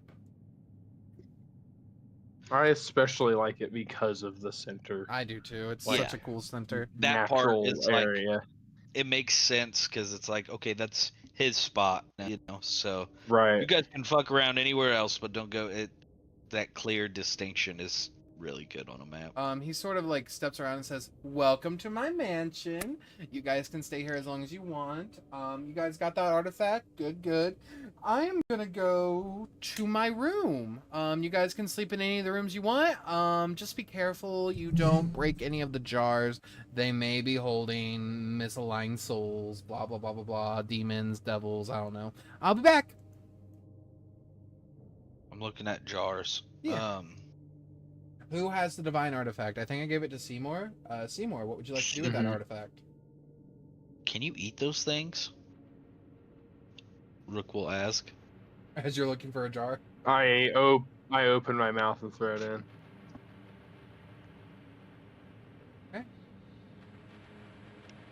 Yeah, as I'm Crunch. just like rummaging on shelves, I'm like, can you eat those things? As soon as you bite into it and gluttony takes over and begins to destroy its essence, you guys, since you're in the mansion, don't feel or see anything change, but you internally, Seymour, you do feel magic has been broken.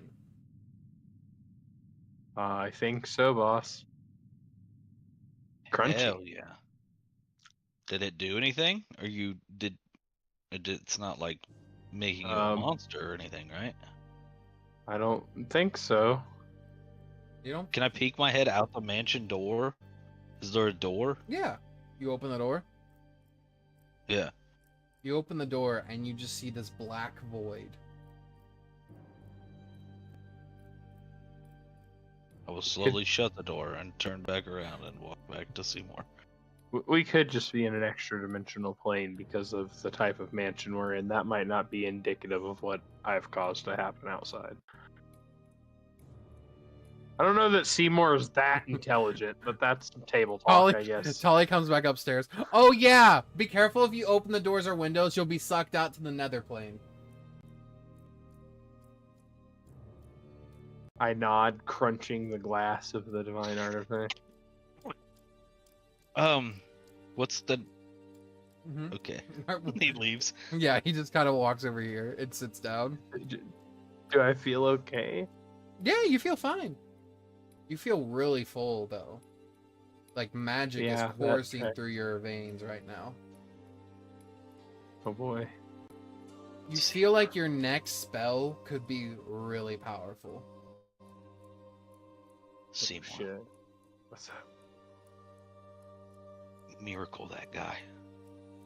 Miracle the Fae? Yeah. I don't think that's a good idea. then he gets the wing. Listen, here's my thought. He gets the wings. He doesn't Okay. want the wings. Right. But he knows how to shut them off. Exactly. But he will not be able to have two sets of wings. So he will be like, I don't want these. And I'll be like, I'm waiting for my wing. What makes you think he has one set? He hasn't even shown that he has a set. He said been there, done that with wings. I'm just Yeah. assuming he's got his shut off. Okay, fair enough, fair logic. I don't think I'm down on that plan. I think that if we piss him off, he's gonna throw us into the nether realm. That's true. You wanted to give the fucking Archfey a divine miracle. No. I'm still rummaging You through, looking find at jars, a jar. shaking a couple of them. You find a jar that's marked with what language can you read? Can you read Infernal or Abyssal? I can read. No, I just have the thieves' speech. Then and you're stuff not like sure that. what it says, but you do find a jar with some sort of strange writing on it, and there's like this black miasma inside the jar. I'll take it over to Seymour. Yeah. What's this say? I don't know. I All right. read Cyclopian, Elvish, Undercommon, and Regular Common. Gideon takes it from your hand. I read. What's it say? Hands it back down to you. Huh. Chain Devil. Oh, Put that back. Puts it back. I'm looking for something with wings. I'm just gotta keep going, room to room, ravaging. Yeah, you eventually find a bottle of something, and you don't read Primordial, so you don't know what it says. Does anything have pictures of wings? It does not. Is there pictures on the jars? Nothing has pictures on the jars. It's just names. Ah, that's right. The poison. Curse this fuck. Cusco's poison. Yeah, Cusco's poison. Curse this fucked up mansion that's magic, dude. This magic shit is getting old as fuck. Tolly looks around and be like, "Do you want the vials to have pictures on them?" Here. No, He snaps his fingers. All the vials names become just pictures now. There you go. Wings. You go back to that wings, one. wings. You go back to that one in the room, and you do see it is like a bird with its wings outstretched. That's the picture. Can I have this one? What? That will kill you, Rook. Are you really wanting wings that bad? I'm eat going it. to bed. Rook goes in this room and gets in this big ass He's like bed. a son I've never had before, Seymour, you know? It's crazy. He's a great guy. Honestly, I'm just He waiting. really I'm just waiting for him to call me dad. soon. I can feel it. Here. Do you think he likes to play catch? Rook really was taken aback when fucking Seymour and homie just casually start talking about this sentient owlbear. Like, oh yeah, that homie, he's a good guy. And Rook's like, oh, why? Oh, by This the isn't that's chill right. time. That's We're not right. fucking hanging Seymour, out. come here. He jumps downstairs. I will climb down. Second, there we go. There's Gil. I actually brought him here. Oh shit. Oh, it's you, Hello, my maker. feathery friend. You know, more like My father. the middleman. No, Oh, you definitely are not my that. father. I don't think that's You how it gave me works. the spark of creation and knowledge. That's how it always works. I was touched by your godly hands. I look back at Tolly. Tali's just like, Help my me. hands are off of this one. I've had my divine run. You're the one that divinely enhanced him. Yeah, how's your life, buddy? Pretty fucking shitty, you know? Like, understanding how the world works and shit. Do you know how bad taxes are? Yeah, but you live in the woods, right? You don't pay taxes. Do you understand there are sentient animal races? Most people just think I'm one of them or a druid in disguise. And they force me to pay taxes.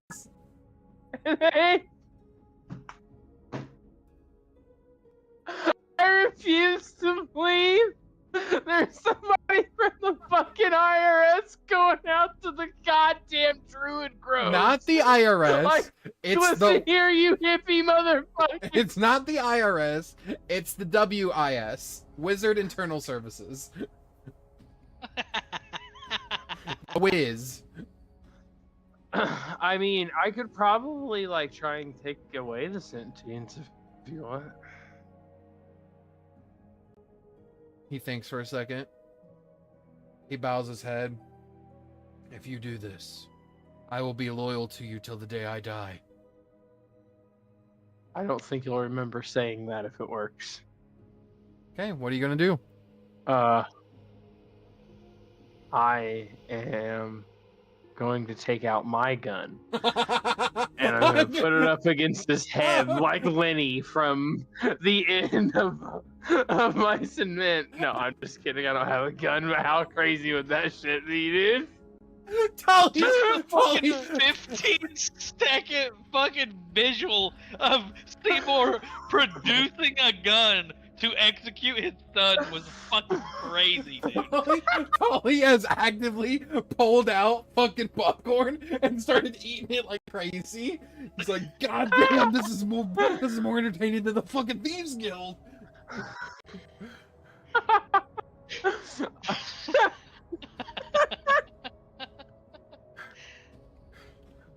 God. Okay, so I'm just gonna grab his face Yeah. and dispel magic on him Okay. and see if that does anything. Okay. Go ahead and roll me a d20 and add your spell modifier.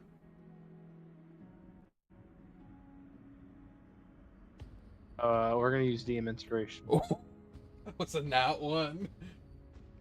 Oof. That's not much better, but it's not a nat 1. It's not a nat one, So- but your magic gets deflected back. 10. It Okay. has not worked, Father. I will. Maybe another divine miracle can I overwrite will- this divine miracle. Oh God, Jesus. Yeah, but what if it just makes you smarter? I don't control what they do. He puts a claw on your shoulder and says, "Father, it is okay if it makes me smarter, because then maybe I can make big money zeros and actually pay my debts."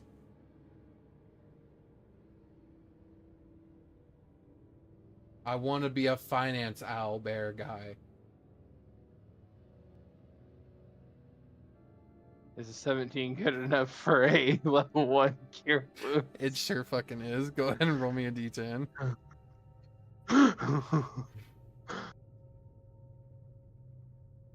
1. I'm not even responding to this motherfucker, dude. We're just seeing what happens. With How's the popcorn? Tom.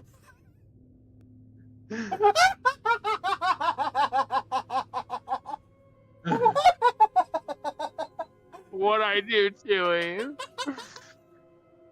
I can't fucking speak right now. Rook, while you're It's asleep, gonna be... you all of a sudden hear, "Great Scott! He's ascending!"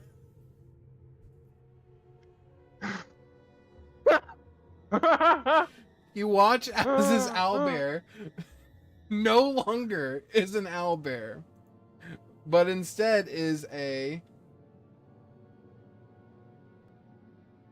Bear owl. he becomes a kaiping. Oh! It is literally Yes! what you said. It is a bear owl, but he's basically an owl bear, but with more owlish features than bear features. So he has an Oh, owl-like body with owl wings, but he's as big as a bear with still the bear claws and like the bear owl face. almost like a sphinx, but bear and owl instead of woman and lion. Yeah, you see him look at you, and he Oh my goes, god. I understand the power that's in the air. And you see his hands open and like sparks of magic fly out of it. I understand what I must do. So about that eternal servitude. And you see him go and he just vanishes. Fuck. You see what's left Fair enough. is a single feather. I grabbed that shit. Ah, your son has left you a feather, and you have gifted him with the power of being able to cast magic. Good job. All in a day's work, and I tucked the feather in my bag. Wonderful. I wonder if maybe we could find a way together to sharpen those divine miracles to be more effective. Probably. Anyway, I'm going to my room now. Me too. I just follow him. He snaps his fingers, and you get dimension doored to this room. You just Fair get enough. dimension doored to this room right here. Which one? Sorry. You're good. You're in one right now. And I think this is where we're gonna leave off for the night. You guys are all sleeping in the mansion. I hope you guys enjoyed. Yeah. God damn. Good shit, dude. Oh my god. That was fucking sick. Warlock pact incoming War- from Rook. It could be Warlock or Yeah. Paladin. Paladin Rogue goes pretty hard. I will let you know because Divine Smite on sneak attacks. Smite is a bonus action. in Yep. fact. So it could pop off. And the Also, ability if to you- self-heal. I mean, not to like really sell it, but if you go 2 levels into Paladin, you also get a fighting style, then you get 2-weapon fighting, then you're using Nick as part of the attack action instead of your bonus action, so you're making the same amount of attacks and divine smiting on your bonus action. And not to even push you even further into Gosh. it, if you go 5 levels in Paladin, you get a second attack. Oh, that's true. I didn't. Is there a fucking Archfey styled Paladin, or do you have something like? I'll have something. Okay. What do you think about fucking melee Simour? Yeah, that. Yeah. That shit was crazy, dude. Alright. Well, thank y'all for That whole watching. session was crazy.